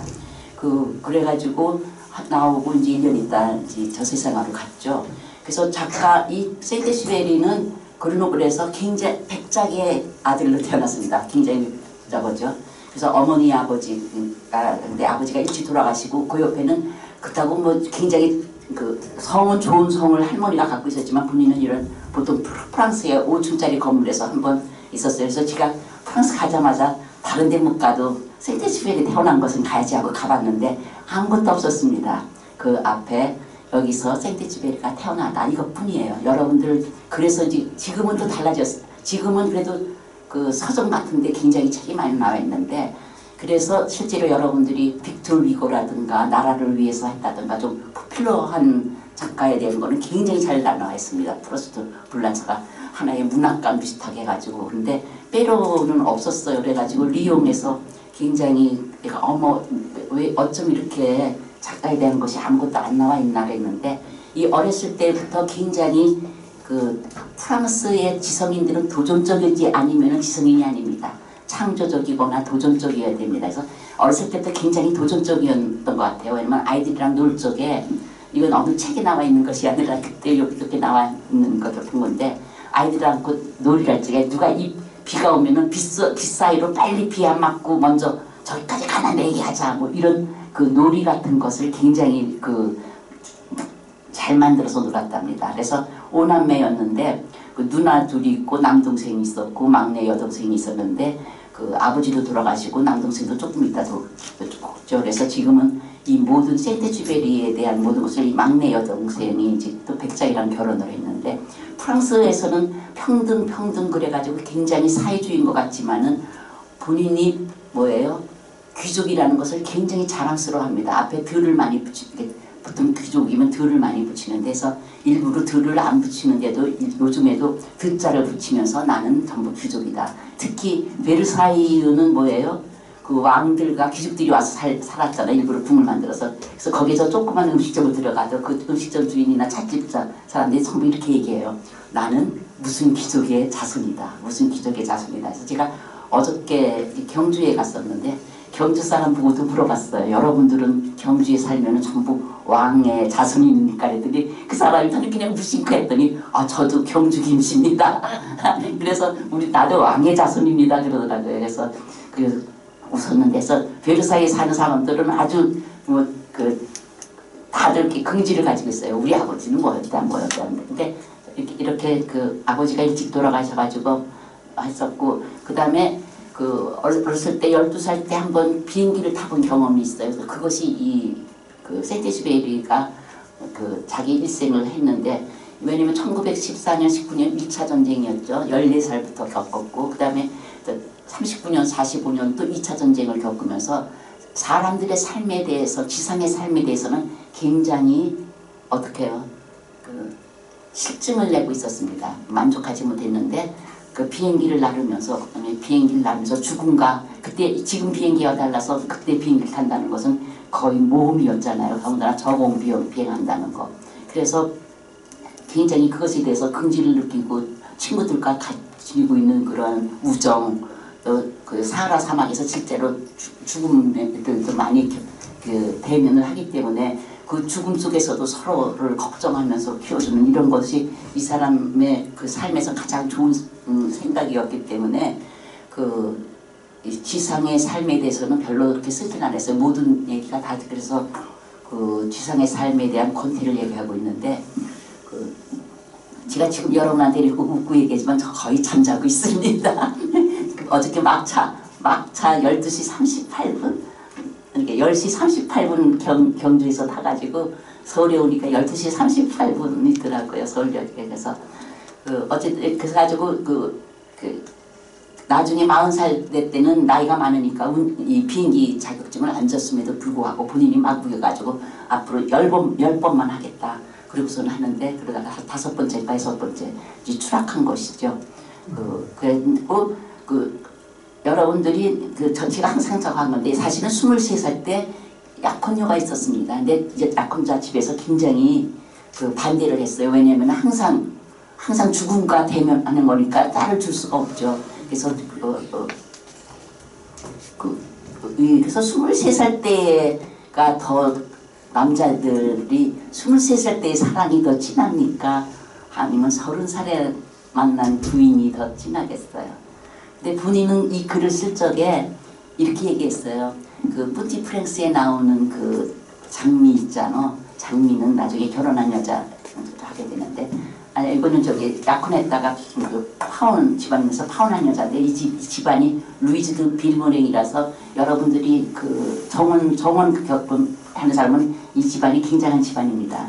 그래서 화초 정원의 거의 원조이죠. 그런데 이 여자도 굉장해가지고 사실 2번이나 이혼을 하고서 마지막에는 앙드레 말로가 연인이었어요. 그래서 앙드레 말로의 품에서 세상을 떠났다 그러는데, 제가 여러분들이 다 성인이라 같이 얘기했는데, 프랑스 사람들은 참 묘한 매력을 갖고, 묘한 매력인지 마력이 있어요.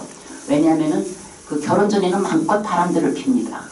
그러나 결혼 후에는 굉장히 정숙하게 삶을 살아갈 수 있게 하는 것 때문에, 결혼 전에 바람 폈다 어쨌다 이런 거에 대해서는 말을 안 해요. 대통령이 어떤 연인을 가졌다 이런 것도 말들을 안 하는데, 그래서 이 여자가 굉장히 어떤 여자였을까 그런데, 페로는 항상 이 여자에 대해서는 말을 거의 안 해요. 작품에서. 근데 나중에 나오죠. 그러다가 1930년 30살 됐을 때 산살바도르 남미 태생의 이것도 미망인이란 건을 하는데, 만나자마자 이 여자를 비행기에다 태웁니다. 태우고서는 뭐라 그러냐면은, 너 나랑 결혼을 안 하면은 지금 떨어져 죽겠다. 이렇게 얘기합니다. 그래서 이제 근데 둘이서 만나자마자 굉장히 좋았던 것 같아요. 그러나 이 두 사람도 뭐예요? 이 페로레네 세테슈베리가 한 여자한테 지상에 머무르는 남자가 아니었죠. 그러니까 부부끼리는 항상 다툼이 있었겠죠.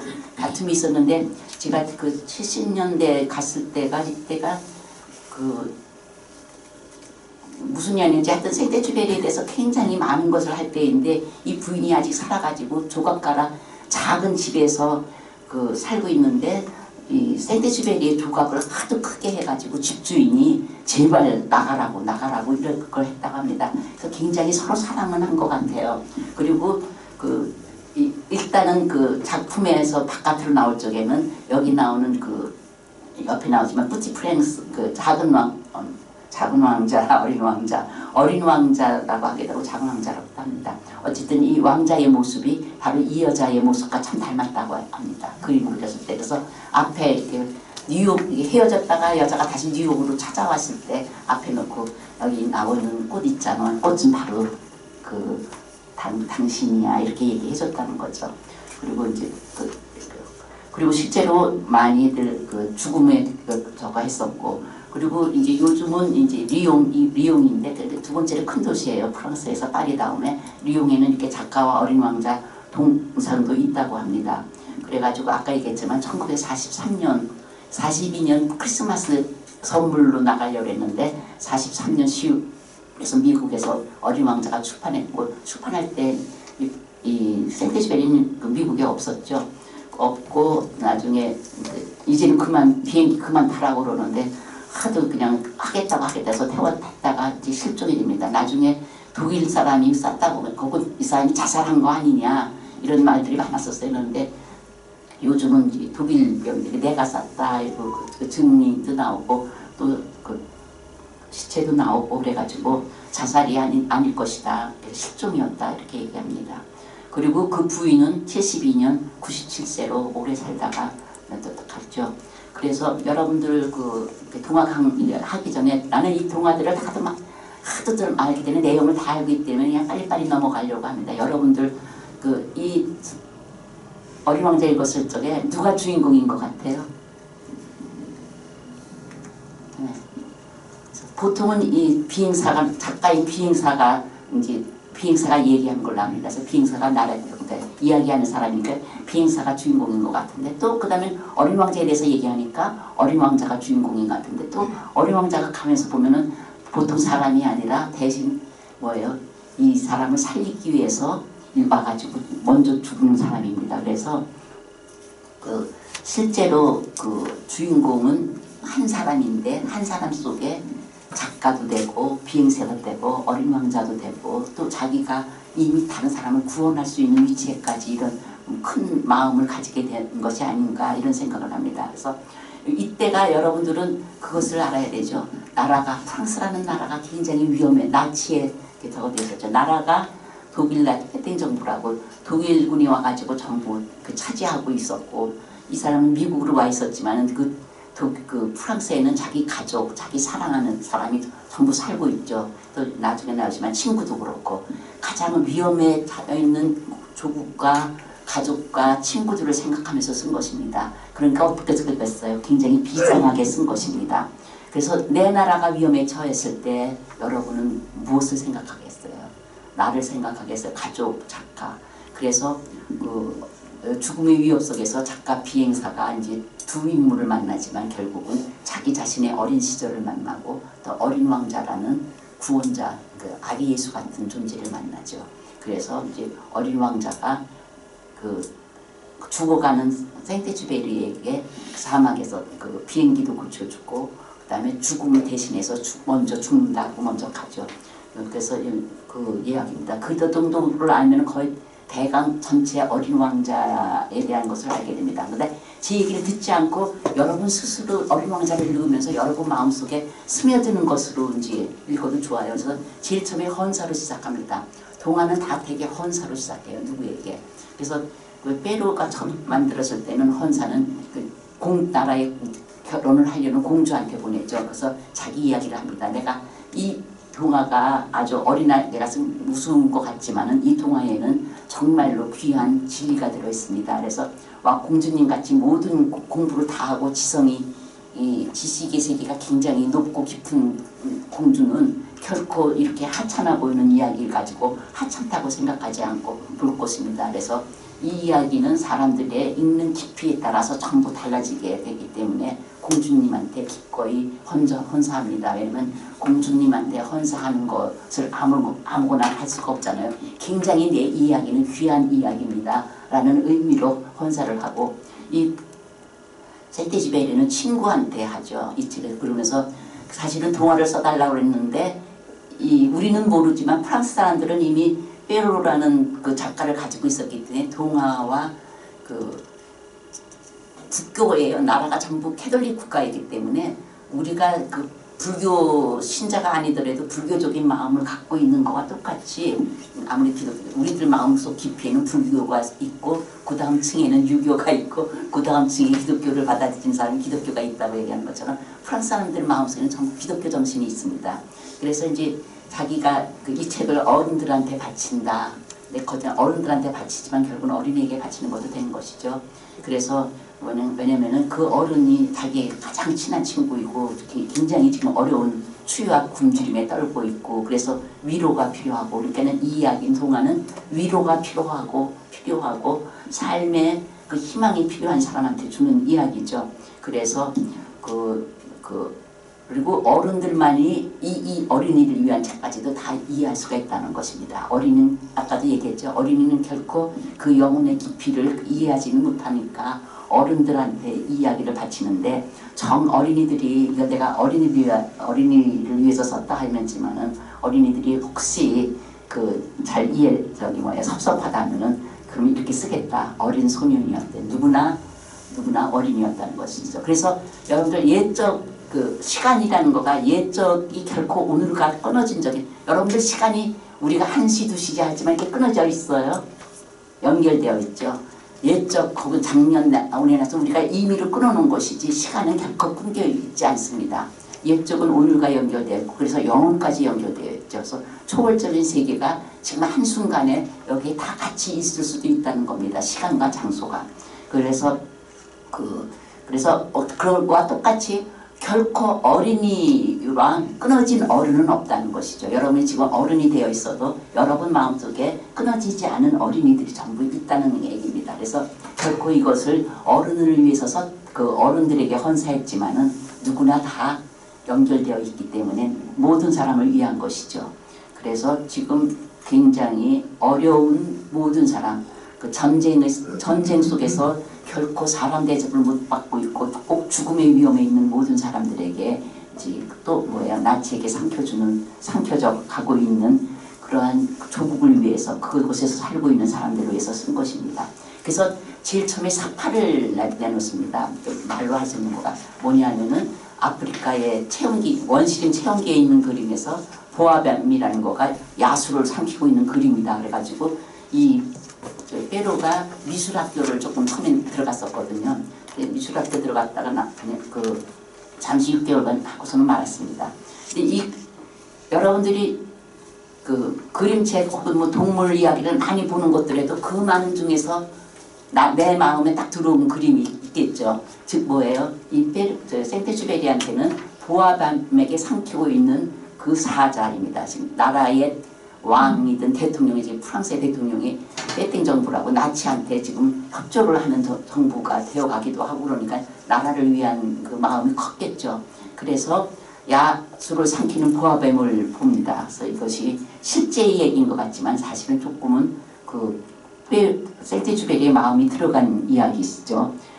그래가지고 여러분들 그래서 생테쥐베리가 이 그림을 보고 너무나도 감동이 돼가지고 생애 처음으로 그림을 그렸습니다. 즉 보아뱀이 삼키고 있는 이 모자죠. 그래서 너무나도 자기가 이 그림을 그린 거가 자랑스러워서 만나는 어른들마다 조금 똑똑해 보이고 이성적인 어른들에게 물어보죠.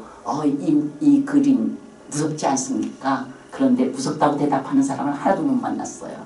그래서 그 모자가 뭐가 무섭냐 해서 이거는 모자가 아니라 코끼리를 삼키고 있는 보아뱀입니다. 근데 사실 저도 그랬어요. 이거 지금도 이 그림이 무섭습니까? 물어보면 무섭다는 사람을 거의 만나지 못합니다. 여러분들 코끼리가 한동안 요즘 카톡에 많이 돌던 그림인데 코끼리가 어떤 동물이냐면 지금 밑에 사자죠. 사자가 호랑이인가 사자인가. 예. 새끼가 병이 들었어요. 그래서 새끼를 이렇게 메고 가댔는데 그 옆에 있는 코끼리가 내가 내가 데리고 가겠다 그래서 코에다가 아픈 그 새끼를 이렇게 메고 갑니다. 그래서 그 인도니 뭐 아프리카니 이런 모든 그 사람들에게 이 코끼리는 뭐냐면은 그 질서를 잡아주고 그 어깨라고 그러는데 짐을 짊어지는 그러한 그 지도자를 얘기합니다.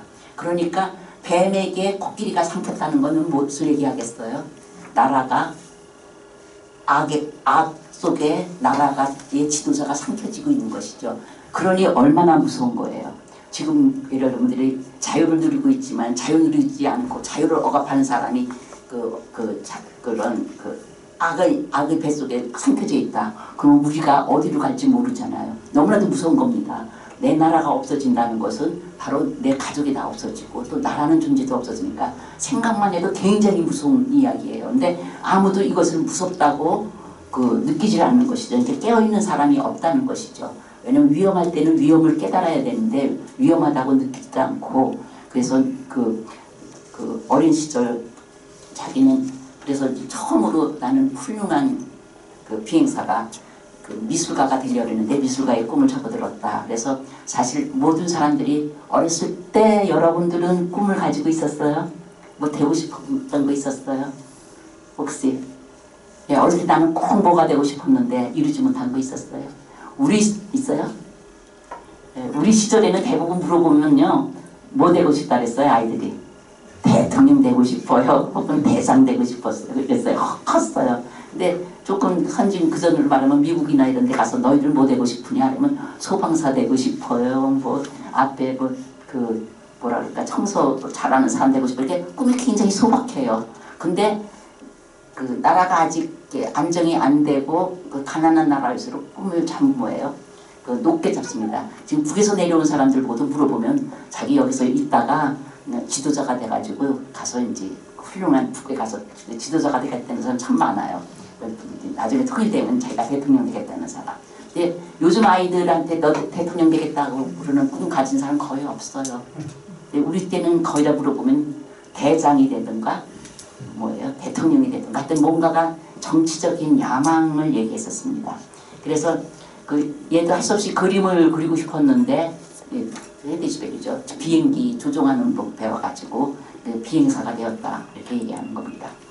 그래서 나중에 훗날 생테주백 어린 왕자가 사라졌을 때 자기가 생각하는 가장 훌륭한 근데 제가 이런 것들을 많이 봐요. 이제 프랑스 아마 가평에 가도 있을 거예요. 그랬는데 사실 이거 보면은 왕자 같아요, 뭐 같아요? 그림이 뭐 같아요? 왕자 그림 같아요? 무엇을 그린 것 같아요? 가장 이상적인 어린 왕자를 그렸죠. 생테주베리가 생각하는 가장 멋진 인류를 구원하고 자기를 구원해 주고 자기한테 멋진 선물을 남기고 간 사람인데 슈퍼맨 비슷해요. 예? 슈퍼맨 기사, 예, 중세 기사였죠. 중세 기사는 어떤 사람이에요? 한 여자를 위해서 목숨을 바치고 또 하나는 성배를 찾기 위해서 죽음을 무릅쓰고 온 세상을 헤매는 겁니다. 그러니까 어린 왕자는 뭐예요? 진리를 찾기 위해서 굉장히 찾는 것이죠. 나중에 진리 하나를 발견을 하죠. 하나를 발견하고 그래서 성배를 찾아 헤매는 그러한 기사처럼 혹은 한 여인을 위해서 결혼은 안 하죠. 한 여인을 위해서 목숨을 바치는 그런 기사 같은 그러한 삶을 살아야겠다는 꿈을 가지고 있었는 것 같아요. 그래가지고는 근데 어린 왕자가 이제 사막에 불시착을 하였죠.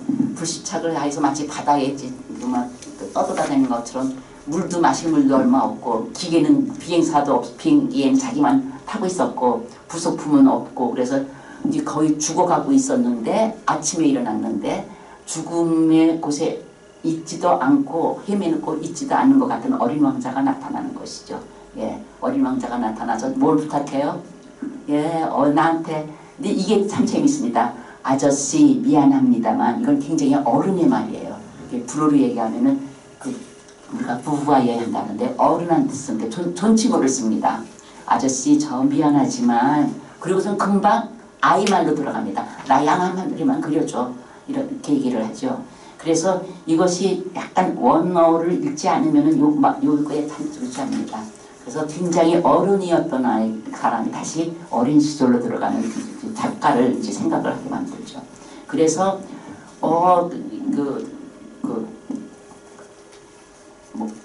그래 달려서 그려줬더니 처음에는 뭐라 그래요? 아유 너무 병든 거라고 건강한 양 그려달라고. 그 다음에는 이게 무슨 양이냐고 뿌리 달렸으니까 염소고. 그 다음에는 늙은 양 말고 오래 살 양을 그려달라 그래가지고 여기 구멍 3개가 얘기죠. 구멍 3개인데 이 안에 네가 원하는 그 양이 있다. 그러니까 그때서야 어린 왕자가 너무 기뻐가지고 내가 원하는 양이 바로 이거야. 그래가지고 처음으로 자기가 그린 그림, 자금을 이해하는 그 왕자를 만났죠.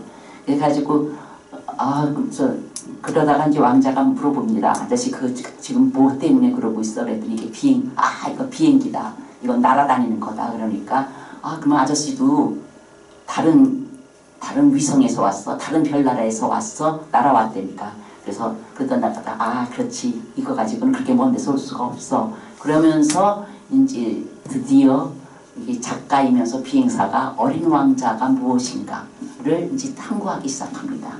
여러분들이 아주 어려운 시절에 어떤 그 현인을 만난다던가, 부처를 만난다던가, 혹은 뭐 공자를 만난다던가, 혹은 예수님을 만난다던가. 그래서 만났는데 모르잖아요. 그거 알고 싶잖아요. 무엇인가. 그래서 알기 시작하는 겁니다.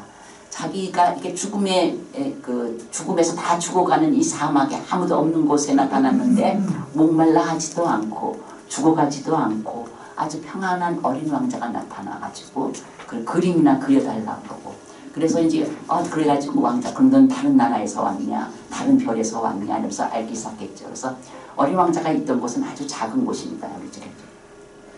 아주 작은 풀 나무 한 그루 이렇게 있었죠. 그 다음에 너무 작기 때문에 앞으로 가봤자 절벽인 것이죠. 더 이상 갈 수가 없는 곳이고. 요게 그 다음에 세 번째 그림에 나타나고 있죠. 살아있는 활화산 2개 있어서 그것은 커피 끓이든가 물 끓이든가 반찬 만드는 데 쓰고, 죽은 화산도 또 모른다고 해요. 울타리 쳐주고 그 다음에 자기가 사랑하던 그 꽃 한 송이에는 덮기를 덮어주죠. 네, 이렇게 작은 곳에서 있었다는 겁니다. 여러분들이 살고 있는 나라는 작아요. 여러분의 마음은 어때요? 작은 것 같아? 커요? 예, 받아들일 수 있는 것이 그렇게 많지 않았다는 뜻도 됩니다. 그래가지고 근데 이제 거듭 얘기하지만 동화라는 것은 결코 없는 것을 얘기하는 것이 아니라 있음직하게 보여야 되기 때문에 지금 어린 왕자가 온 나라 별도 이제 터키 과학자가 발견했는데 소옥성 610이라는 것이죠. 이 얘기를 하면서 다시 한번 어른의 세계를 비평합니다. 1909년에 이제 터키의 천문학자가 발견했는데 터키 옷을 입고 나갔더니 사람들이 우습게 봐가지고 믿지를 않다가 그다음에 양복을 입고 나갔더니 양복을 입고 멋있게 모자도 벗고 나갔더니 그때서야 이제 소옥성 612가 존재하는구나. 그래서 존재하지 않는 것이 아니라 존재한다는 겁니다. 여러분들 판타지나 전래동화에서는 존재하는데 보이지 않는 나라를 향해서 가는 겁니다. 그러나 보통 다른 것은 존재하지 않는데 우리가 환상으로 만든 겁니다. 그거가 달라요. 일반적으로 얘기하는 환상적인 나라 아주 우리가 이상적인 나라 이런 거는 존재하지 않는데 우리가 상상으로 하는 것이고, 우리가 이 동화에서 얘기하는 나라는 존재하는데 분명히 존재하는데 우리 눈에 보이지 않고 느끼지 않는 것을 얘기합니다. 그런데 이것은 그것을 다시 한번 강조하기 위해서 이제 분명히 존재하는 별에서 왔다는 것이죠. 그리고 아까 염려 말하라는 코끼리랑 가져가가지고 다 너희 나라에 있는 나쁜 바오바브 나무도 다 씹어먹게 하겠다 그랬더니 코끼리 가져간다는 말이 무서워가지고 코끼리가 아마 무등을 타야 될 것이다. 그만큼 작은 나라다. 그런데 이 바오바브 그렇게 작은 나라지만 뭐예요? 작은 나라를 한꺼번에 그냥 주먹으로 꽉 쥐어서 없앨 힘이 있는 악이 있다는 것이죠. 여러분이 아무리 내가 그 단단하게 속에 뭐가 머물러 있다 하더라도 어느 한순간에 악에 의해서 완전히 부서지죠. 그래서 그 내 속에 싹 트는 악이라는 것은 아주 어려서부터 훈련으로 자꾸 제거해야 된다는 겁니다. 그것이 이제 바오바오 나무죠. 그러니까 그 하와이만 가도 이 바오바오 나무가 길거리에 많아요. 그래서 처음에는 이거 존재하지 않는 나무인가 그랬었는데 가족들만 보고 얘기하죠. 그래서 굉장히 그 중요하다는 거죠. 우리 마음속에 싹 트는 악이라든가 나라도 마찬가지입니다. 잘못된 이데올로기가 조그맣게 싹 트기 시작하면 우리는 전쟁 때문에 뭐가 생겼어요? 예, 공산주의라는 이데올로기가 생겼는데 그때는 작은 줄 알았는데 그것이 끊임없이 자라가지고 나라를 위협하고 있죠. 근데 지금은 그래가지고 그 이제 쭉 이제 어린 왕자를 하고 있습니다. 챕터인데 6번째 챕터에서는 어린 왕자를 만난 지 나흘째 되는 날. 그 여러분들 여기가 이제 일주일에서 이제 끝나고 내가 6살 때 만났다 그러는데 6살이 정말 6살일 수도 있고 완성된 숫자가 7이나 8입니다. 프랑스에서는 일주일을 8일을 가지고 8일이라고 해서 7자나 8자는 완성된 것을 얘기하고 그 전에 6은 전부 미완성된 것을 얘기합니다. 그래서 나흘째 된 날 알게 됐더니 자, 이 어린 왕자가 어때 보여요? 얼굴이 아니 뒷모습이 어려 보여요? 네, 꽤 청소년 같아 보이죠? 자, 그래서 그 43번이나 이 나라 작기 때문에 의자만 돌리면은 석양을 볼 수가 있다는 것이죠. 우리나라 사람들은 해 뜨는 것을 굉장히 좋아합니다. 그래서 저쪽 경주에서 해 뜨는 거 보려고 여기서 밤중에 기차 타고 가요. 그런데 요즘은 바뀌어서 그 석양을 보는데 서양 사람들은 석양 보는 걸 그렇게 좋아합니다. 그 석양의 아름다움이 더 중요하다는 거죠. 태어날 때도 굉장히 중요하지만은 내가 그 석양에 죽어간 적에 가장 아름다운 모습으로 한다는 것이 더 아름다워서 그런지 하여튼 석양 하여튼 해 지는 것 보려고도 야단입니다. 제가 하와이에 있을 때는 그냥 그게 하와이 서쪽 바다니까 계속 석양이 있는데 매일 보면서도 매일 그냥 석양 때문에 되면 다들 카메라 들고 나와서 열심히 찍고 그래요. 근데 어린 왕자가 43번이나 석양을 하루는 봤다는 건데 무슨 얘기일 것 같아요? 43살 때 썼죠. 예, 살아오는 내내 외롭고 쓸쓸했다는 것이죠. 외롭고 쓸쓸한 삶을 살았다는 겁니다. 그랬는데 이렇게 아주 보잘것없는 것에 뭐가 있어요? 어느 날 아주 굉장한 꽃이 하나 나오기 시작하는데 다른 것들은 그냥 하루 태어났다 하루 죽어가는 그냥 조그만 풀 같은 꽃이었는데 이 꽃은 아주 뭐예요? 생겨날 때부터 아주 한참 있다고 그 다 꽃이 피어나서도 아직 머리가 뭐 손질이 안 됐다는 등 좀 거만스럽게 굴고 그러는 꽃이죠. 그래서 너무나도 아름다워서 감탄을 하다가 그러가지고 꽃이 펴갔더니 하자마자 굉장히 까탈스러운 여자처럼 나타나죠. 나한테 매일 물을 끓여달라고 나는 가시가 4개가 있으니까 호랑이가 와도 상관없어. 그러니까 여기는 호랑이 없어. 그러니까 그 다음에 나는 바람을 맞으면 안 되니까 나한테 병풍막이를 해줘. 혹은 뭐예요. 이렇게 나를 좀 덮어. 밤에는 그 춥지 않게 덮어줘. 그럽니다. 여러분들 여기 많은 분인데 여러분들은 어때요? 여자들은 여러분이 남편한테 까탈스러운 여자가 노릇했어요? 아프지 않아도 아프다 그러고 예. 혹은 남자분들이 처음 사랑할 때 여자들 어땠어요? 네? 여러분들을 만난다 그럴 때 제 시간에 나왔어요? 1시간 늦게 나와도 기다리지 않았어요? 그전에는 이게 없었으니까 가끔 만나러 나오면서 캬니 옷단장하고 우리 때는 선스타라는 게 뭐예요? 안약이 있었어요.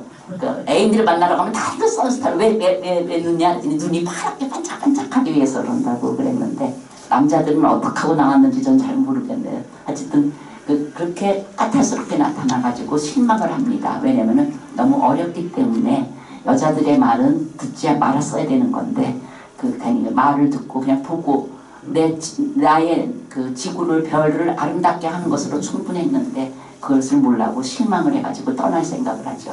떠날 생각을 안 하고 전부 떠나면서 전부 정리를 하고 떠납니다.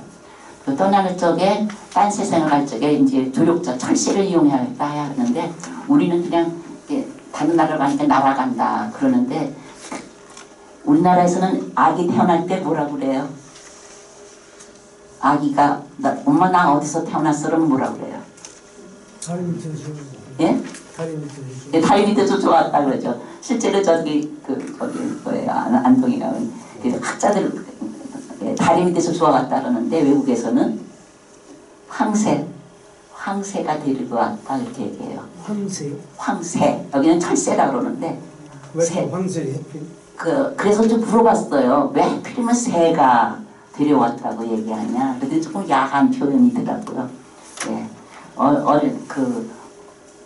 황홀했다는 것이죠.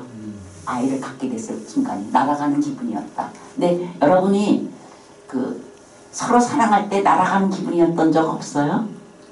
저는 잘 모르겠는데 우리 다 제 막내 시동생이 어느 날 자기 여자친구가 생겼다고 그리고 또 오랫동안 자기는 공부를 하기 싫어가지고 공부 안 하는데 공부학교를 다니다가 이제 유학을 가려니까 뭐 영어 시험을 뭐 많이 하더래요. 그래서 부인 그 여자가 자기를 좋아한다는 걸 알고 자기가 그래서 같이 미국 가가지고 이제 공부하는 사람으로 그 사람은 4년제 졸업을 하고 자기는 2년제라 그 사람에 맞게 이제 하려고 해서 두 가지를 하고 났더니 표현이 그러더라고요. 와서 처음에 하는 말이 저도 처음 들어봤는데 나는 날아서 왔어 그러더라고요.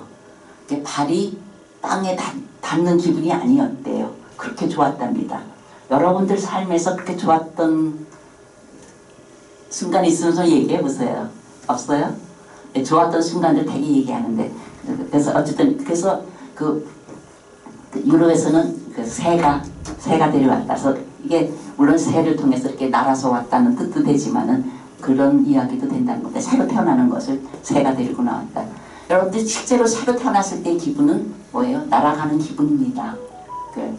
처음 태어났을 때는 모르지만 그래서 이제 세상을 알기 위해서 세상을 돌아다니면서 많은 사람을 만나죠. 왕을 만났더니 왕한테는 신하밖에 없고 그 다음에 허영쟁이를 만났더니 세상 사람들은 모두 다 자기를 찬미하라고 술정이를 봤더니 이건 정말 헤어날 길이 없는 사람이에요. 물어보죠. 아저씨는 왜 술을 마셔? 그러니까 잊기 위해서 마셔. 그러니까 뭘 잊으려고? 그러니까 부끄러운 걸, 창피한 걸 잊으려고 해서 도대체 뭐가 그렇게 창피한데? 그러니까 술 마시는 것이 창피해서. 그래가지고 정말 그 다음에 이제 사업가한테는 모든 게 다 돈입니다. 별에서 왔다니까 그 별은 어떤 거야? 그러니까 적어놓고는 돈을 벌어서 쓰는 게 아니라 막 수첩에다가 자기 재산을 전부 적어놓고는 서랍에다 가지죠. 그 다음에 꽤 성실한 점등인을 만났는데 이 사람은 뭐예요? 아침 점심 빨리 아침 해 뜨고 점등을 해야 되니까 불을 켜고 가는 거 바빠가지고 다른 사람이랑 놀 틈이 없는 거예요. 그러니까 또 이 사람이랑 또 있을 수가 없고 그 다음에 지리학자를 제가 조금 크게 했는데 그래도 제일 큰 별에서 살고 있는 지리학자를 만났는데 이 사람은 지리학자니까 뭐 해야 돼요? 세상을 다니면서 배워야 되는데 세상 다녀보지는 않고 전부 자기 찾아오는 사람한테 적어가지고 다 네가 있던 나라는 어떠냐? 거기 강이 있냐? 바다가 있냐? 이래가지고 이제 적는 겁니다. 그래가지고 이 어린 왕자가 내가 살고 있는 곳에는 꽃이 하나 있었어. 그러니까 꽃은 지리학자한테는 관심이 없다고. 왜냐하면은 순간적으로 없어지는 것이기 때문에 나는 순간적으로 사라지는 것은 다루지 않아. 영원히 존재하는 산이라든가 하늘이라든가 바다라든가. 그래서 내 꽃이 자기가 사랑하는 꽃이 그때 처음으로 슬픔을 느낍니다. 영원한 것이 아니라 곧 없어져갈 그러한 존재구나 이렇게 생각하고 그렇지만은 그래서 다 이상한 사람인데 그래도 마지막 지리학자가 뭘 가르쳐줘요? 네가 어디로 갈 것을 가르쳐줍니다. 어디로 가라 그래요? 지구로 가라 합니다. 지구라는 곳이 괜찮으니까 한번 지구를 가봐라. 그래서 지구에 와봤더니 어디에 떨어졌어요? 예, 사막입니다. 예, 그 뒤에 무슨 햇빛이 물론 한 건 있지만 그 다음에 뼈다귀 같은 거 하나 있고 뭐 조그만 식물 하나 있죠. 예, 사막이고 그리고서는 보니까 뭐가 있어요? 예, 노란 뱀 한 마리가 나타납니다. 근데 그 뱀이 하는 말이 임금 위의 손가락보다 더 힘이 세다 이렇게 얘기하는 거죠. 자, 그 지구에 왔다는 것은 태어났다는 것은 곧 뭐예요? 죽어간다는 것이죠. 죽음은. 그래가지고 사막에 여러분들 사람이 굉장히 많은데 저기 뭐 경주에도 가서 안압제에도 갔더니 사람이 막 밀려가지고 어쩜 그렇게들 많이들 그래서 근데 저 때는 사람이 없어가지고 볼 수 있었는데 거기 안내자 그러더라고요.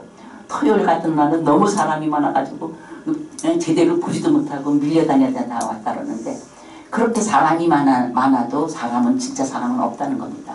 이 세상에 아무리 사람이 많아도 정말 사람은 없기 때문에 사막이죠.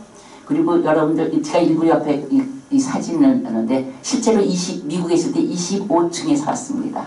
25층에 사는 거가 마치 꼭대기 위에 가장 꼭대기 위에서 사는 것 같으죠. 사람이 없는 층에서 외롭게 가장 돈도 많고 마음껏 쓸 수 있고 명예도 없고 이런 삶이었지만은 왜 어려워요? 여러분들 그런 시 있죠. 이 세상에 단 하나의 존재만 없더라도 이 세상은 아무것도 없다. 그렇죠? 그런 존재가 있어야 됩니다. 옆에 가장 귀한 사람입니다. 그 사람이 없으면은 내가 추구하는 것이 아무리 지금은 굉장한 것 같아도 지금 뭐 정치가들 그냥 뭐 따려고들 막 혈안이 돼 있다 하더라도 한 사람의 존재가 없으면 그건 아무것도 아니라는 것이죠. 이 바로 색대주 베르도 이것에 아무도 없었죠. 자기 사랑하는 사람은 전부 프랑스에 있고 자기 부인도 자기를 떠났었고 근데 나중에 옵니다. 그래가지고 미국에 온 걸 혹성이라고 그러죠. 메마르고 아주 뾰족하고 작은 그래서 그렇게 좋아하지는 않았지만은 그러나 굉장히 세티주베리를 좋아하는 나라이기 때문에 거기서 나올 수가 있었죠. 그래서 어느 날 그것도 조금 이 이야기는 보통 학자가 하는 얘기는 아닙니다. 이렇게 많은 장미성이가 있는 것을 갔다는 거는 부인 외에 많은 아주 그 시대의 유명한 여배우 이런 사람들과 다 덮쳐 있었죠. 왜냐면 훌륭한 유명한 사람이니까. 그래서 자기는 자기 성에서 그 장미꽃이 유일한 꽃인 줄 알고 그렇게 예쁜 꽃은 하나인 줄 알았더니 여기 와 보니까 여배우들도 많고 너무나도 많은 5,000송이나 되는 꽃 장미를 만나고서는 그리고서는 자기가 사실 왕자라고 한다면은 뭐가 있어야 돼요? 아버지도 있어야 되고 성도 있어야 되는데 가진 것이 아무것도 없죠. 자기는 겨우 그 별나라에 뭐만 있었어요? 파라산 2개밖에 없고 겨우 꽃 한 송이 가지고 자기는 왕자라고 생각했다는 것이죠. 자, 여러분 물론 제가 여러분들은 굉장한 왕자로 태어났습니다. 그래도 어느 순간인가 나는 아무것도 가지고 있지 않은 참으로 헐벗은 사람이구나. 내가 사막에 있구나. 아무도 없구나. 그래가지고 그냥 하루 피었다 지는 그 풀밭에서 이제 울었다 그러는데 어떤 사람은 이 사람이 우는 모습이 아니고 또 이제 학자들이 되게 연구하는 사람들은 이걸 되게 심리학적으로 연구하는 사람들은 전부 모성으로 봅니다. 그러나 그렇지 않게 보는 방법도 좋습니다. 너무 뭐죠? 정신분석학적으로 보면 또 아닐 수도 있어요. 그래서 가장 내가 슬퍼서 울 때가 바로 이제 내 이야기의 시작입니다. 그러면은 조력자가 나타납니다. 아까 폭풍우가 불면은 그날 만나는 사람이라면 이루어진다고 했었죠. 그래서 슬퍼서 울 때, 그 다음에 여러분들이 새로 태어난다는 것은 여러분 태어날 때 울고 태어났잖아요. 예, 다시 새롭게 태어날 때도 여러분이 주체할 수 없는 눈물이 나온다고 그러죠. 주체할 수 없는 눈물이 나왔을 때 서로 자기한테 삶의 지혜를 가르쳐주는 여우가 나타나죠.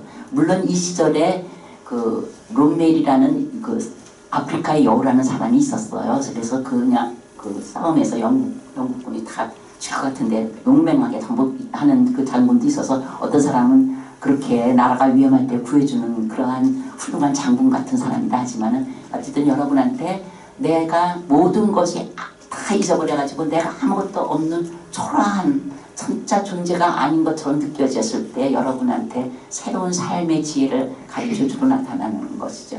그래서 여우로 했었죠. 그러나 이렇게 모든 것을 다 완벽하게 가르쳐줄 수 있는 성인 같은 사람이라도 항상 그한테도 뭐가 있어요? 자기를 잡아먹는 어려움이 있는 것이죠. 그래서 자기 여우한테는 사냥꾼이 무섭고 그 다음에 같이 여기서 여러분들한테 많이 하는 게 길들인다는 말을 사는데 제가 길들인다는 말을 싫어서 우리나라에만 있는 정이라는 말이 있습니다. 우리가 누구랑 살다 헤어지게 길들여져서 헤어지는 게 슬픈 것이 아니라 정이 들었기 때문에 하는 건데 그 많은 사람들이 정이라는 말을 좀 안 써요. 그래서 길들인다는 것은 조금 동물 같은 걸 길들이는 거고 인간끼리에는 정이죠. 예, 그놈의 정이 무엇인지 막 이러잖아요. 그래서 그 정하고 아무리 그 사람을 처음에 좋아하더라도 만나자마자 우리 서로 그냥 살자 이러는 것이 아니라 의식이 필요하다는 것이죠. 서로 알아야 되고 그 다음에 정이 드는 시간이 필요하고 그리고 보통 이제 그 위에 이 나무도 중요한 역할을 합니다. 우리가 처음에 태어났을 때 에덴 동산에 제일 위에 나무가 하나 있었죠. 생명나무죠. 그리고 그 많은 사람들이 막 죽어가고 목말라가면 금방 그 물을 갖다 줘야지만 살 것 같은데 그러면은 금방 다시 옵니다. 내가 그 물을 얻기 위해서도 또한 나의 노력도 필요한 것이죠. 그리고 사막이 이제 그때 나오죠. 바로 사막 그 상인 요즘들 말하는 겁니다. 교회 가는 것도 일주일간에 일주일 하루 가서 알약 먹는 것처럼 먹고 이때도 마찬가지지만 기독교든 종교든 전부 위험 속에 있는 거죠. 나라만 위험한 것이 아니라 여러 가지가 다 위험합니다. 그래가지고 처음 만나는 것이죠. 그래서 이제 사막에서 비행기가 고장이 난 지 8일째 드디어 이제 그 어린 왕자가 왜 자기가 여기 있는가를 가르쳐 주죠. 자, 보이지 않는 것들의 아름다움을 얘기합니다. 그래서 별들 이제 이 왕자가 별에 돌아가죠. 보통 우리가 별을 볼 때 아무 의미가 없으면 별은 아름답지가 않습니다. 그러나 우리가 어린 왕자를 알았기 때문에 이 기관사가 별을 바라볼 때는 어린 왕자를 보게 잘 안 보여요? 아니 돼요. 네. 어린 하는 걸로 보죠. 그래서 그 사막이 아름다운 것은 여러분이 그 아무리 인생에 있어서 그 가장 어려운 사막 같은 삶이라도 그 삶은 아름답다는 것이죠. 왜냐하면은 어딘가에 우물이 있습니다. 도르래가 우리가 우물이라고 그러는데 그리고 그 본인도 드디어 그래서 자기가 떠나온 그 나라도 굉장히 막 싫어가지고 어떻게 이렇게 막 그 나치에 점령당할 수 있고 사람들이 전부 거기에 흡조할 수가 있고 막 이러면서 화를 내고 본인 보고도 세테쥐베리 보고도 정부에 협조하려는데 안 했기 때문에 드골파에서도 또 해줬고 그래서 양쪽이 다 그 정치랑은 무관했는데 양쪽으로 다 그 오해를 받았습니다. 그래서 더 쓸쓸한 그 말년을 보냈는데 자기가 어렸을 때 생각하니까 자기 집이야말로 뭐예요? 가장 멋진 보물을 숨겨둔 곳이었습니다. 왜냐면은 자기는 한 번도 본 적이 없지만은 내대로 내려오기에 우리 집에는 커다란 보물이 숨겨져 있다고 하는 겁니다. 여러분이 내 집에 아무것도 없다는 거하고 보물이 숨겨졌다는 거 다르죠. 그래서 자, 여러분 집에 있는 보물은 뭐예요? 어린이일 수도 있고 여러분일 수도 있습니다. 뭔가가 감춰져 있기 때문에 그 집은 아름다운 것이죠. 그래서 그 어린아이가 이제 여기서 드디어 이제 저기가 얘기합니다. 내가 먼저 뱀한테 물려 죽었기 때문에 뱀에 있는 독이 다시 이 기관사를 묻는다 하더라도 이미 그 기관사를 죽일 수는 없는 것이죠. 그러니까 뭐예요? 대신 죽어주려고 온 겁니다. 이 기관사를 이렇게 생명을 주려고 온 것이죠. 그러니까 그 유럽 사람들의 마음속에는 다 뭐가 있다고요? 기독교 정신이 있는 것이죠. 자, 영어로 얘기하면은 하나님이 아들을 보냈는데 왜 보냈어요? 우리들을 사랑하고 우리들의 죄를 대속하기 위해서 보냈다. 대신 죽기 위해서 보냈다. 이게 그냥 마음속에 있기 때문에 내가 먼저 뱀한테 물려 죽는다면은 그 뱀은 이제 누구를 물어도 죽지 않는다 하는 것이죠. 그래서 이제 그래서 잘 웃었는데 그 웃음소리가 너무 좋아서 이제 선물 주겠다 그러면서 하는 얘기가 나는 네 웃음소리가 좋다 이렇게 그게 바로 선물이라고. 여러분이 그냥 별을 볼 적에는 별들이 무엇인지 모르지만은 그 별들에 어린 왕자가 살고 있기 때문에 그 별은 웃는 별이 된다는 것이죠. 내가 만난 누군가가 나를 슬프게 울게 하는 것이 아니라 바로 삶을 아름답게 웃게 해주는 것이죠. 그래서 사람들에 따라서 별은 다 다른 의미지만은 여러분들이 어린 왕자를 만났다면은 여러분에게는 웃고 있는 어린 왕자를 만난 것입니다. 어린 왕자가 또 작은 선물이 되는 것이죠.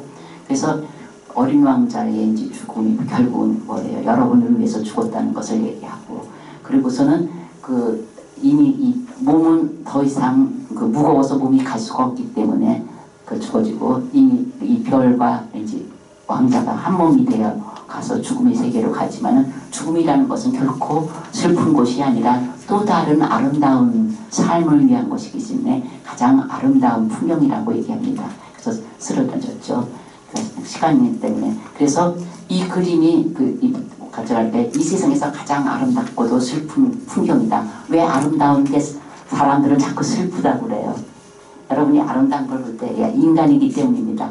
인간은 내가 어저께 뭐 굉장한 걸 우리 저기도 마찬가지 굉장한 걸 발견하고 굉장히 기뻐가지고 내 발이 날아가는 것 같아도 그 다음날 또다시 작은 일에 슬퍼서 낭망하게 되고 눈물을 가죠. 인간이기 때문에 갖는 약점입니다. 근데 보통 사람들이 이걸 가지고 세테쥐베리가 신앙이 없어져서 그렇다 그러는 것이 아닙니다.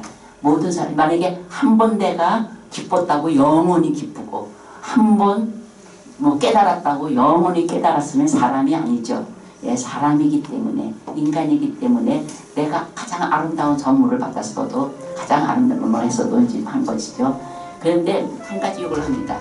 제가 초등학교 3학년 때 처음으로 남꿈과 선녀라는 이야기가 실렸습니다. 3학년 2학기 이때가 처음으로 우리나라에 전해오는 이야기가 실린 얘기인데 이때 왼쪽에 저기 우리나라 이야기를 돌렸을 적에는 전해오는 이야기라는 제목으로 이야기를 실었고 외국의 동화를 실을 때는 똑같은 전해오는 이야기로 만든 이야기인데 주로 이제 안데센 걸 했죠. 그때 그런 건 아름다운 이야기라고 했습니다. 그래서 내가 그때 이상했던 거예요. 왜 우리나라에서 전해오는 옛 이야기는 전해오는 이야기고 저기는 아름다운 이야기인가? 왜 아까 아름다운 이야기라고 그랬어요? 예, 바로 우리가 태어난 그 자체도 아름답지만은 결코 죽은 것이 삶이 아니라 그것이 또 다른 아름다운 세상으로 가기 위한 이야기죠. 그래서 외국에서는 이 동화 전해오는 이야기를 전부 아름다운 이야기라고 그럽니다. 예, 그래서 결코 전해오는 이야기에다가 플러스 뭐가 된 거예요? 영원한 삶과 행복을 약속해주는 영성이 들어갔습니다. 그래서 여러분들이 정말 동화를 쓴다는 건 그냥 옛날 이야기를 들려주는 것이 아니라 거기에 또 다른 세계의 아름다움을 전해주는 것이죠. 또 다른 세계의 아름다움이 뭐예요? 영원히 죽지 않고 산다는 이야기. 그죠? 다시 생명을 구하고 다시 그 행복을 찾을 수 있는 것을 얘기하기 때문에 아름다운 이야기라고 합니다. 자, 그래서 여러분들을 제가 자꾸 쓰는 것이 여러분들 내가 옛날부터 다 또 여기 친구한테도 얘기했는데 여기도 분명히 아름다운 이야기가 많이 전해져 오고 사실은 그 아름다운 이야기를 알고 있는 할머니들이 많이 사라져 가고 있는데 그 이야기 아름다운 이야기를 그냥 옛날 이야기라든가 전해오는 설화로 그냥 끝나지 말고 여러분들이 또 다른 이런 그 어린 왕자를 만나서 별을 바라보면서 웃을 수 있는 별을 다시 하나 만나듯이 그렇게 아름다운 이야기로 쓸 수 있기를 바라는 겁니다. 그래서 성남의 이야기가 아름다운 동화로 태어나기를 또 바라고 싶어요. 그래서 여러분 중에 누구 하나가 나 동화 썼어요 이러는 사람이 나오기를 바랍니다. 자, 다 끝났는데 여러분 질문 있으면은 그래서 제가 이렇게 별 어때? 어린 왕자가 조금 이해가 됐습니까? 네. 어린 왕자들 읽으면서 여러분이 스스로 만나기를 바랍니다. 저한테는 예, 아까 선생님 가평가면 어린 왕자에 뭐가 있지? 예? 가평. 가평. 예. 가평에 어린 왕 뿌티프라에서도 있어요. 예. 네, 갔었는데 뭐 프랑스보다 더 잘 돼 있어요. 근데 지금 프랑스는 그렇게 안 돼 있고 책방에만 돼 있어요. 그래서 프랑스라는 나라가 참 희한해요. 미국도 제일 먼저 발 디뎌놓고는 나비 쫓다가 영국 사람한테 그렇게 이렇게 좋은 작가들은 그냥 놔둬가지고 다른 나라 가서 하게 하고 그래서 프랑스에 있던 나중에 혁명이 일어났을 때 한 유명한 모네 갑자기 또 이름을 잊어버렸는데 그 사람이 미국으로 이제 사형당하는 그런 거를 사형기구 이런 것 때문에 미국을 가면서 이렇게 생각했어요. 왜 자유니 민주니 이런 자유야라는 거는 불란서에서 먼저 혁명이 일어났는데 왜 불란서는 계속 그냥 야단들을 하고 발전을 못하고 미국은 발전을 했을까? 그래가지고 가서 그것을 꼭 하는 것보다는 그랬더니 바로 뭐예요? 아까 위그노 얘기했는데 청교도랑 같이 연결했는데 기독교 정신이 살아있었구나. 근데 지금은 필그림이라고. 그래서 미국이 가지고 있는 건 자유에 대한 정말 자유정신이 있기 때문에 발전했구나. 근데 지금은 다 전 세계가 다 죽어가고 있어가지고 문제인데 그 영국의 그 유명한 우리나라에 왔다가 그 죽은 토마스라는 선교사가 있습니다. 우리나라에 와가지고 선교를 왔다. 그 사람이 다니던 그 교회 굉장히 훌륭한 교회예요. 그 교회도 지금 팔리게 되어 있죠. 그래서 전 세계가 아까도 얘기했지만은 다 위험 속에 있습니다. 정신세계가 위험 속에 있죠. 그래서 정말 필요한 것은 어저께 그 선교사가 와서 한 말이 정말 필요한 것은 이 위그노 정신이라는 것이죠. 내가 정말 축복받은 삶이고 동화의 정신을 그 사람 동화라고 얘기하는데 저는 동화의 정신이라고 얘기합니다. 모든 사막에서 샘을 발견하고 어려운 삶에서 폭풍우가 칠 적에 그 하늘의 소리를 영혼의 소리를 들을 수 있게 이야기를 쓰면은 그 이야기를 듣고 자라는 아이들이 점점 아름다운 세상을 만들어 갈 텐데 어려서부터 계속 그런 이야기를 안 듣고 자라는 거죠. 계속 어른들처럼. 그러면 세상은 점점 삭막해져 가고 그 다음에 살기 어려운 세상으로 돼가는 거니까 얼마나 무서운 일입니까? 얘기하는 겁니다.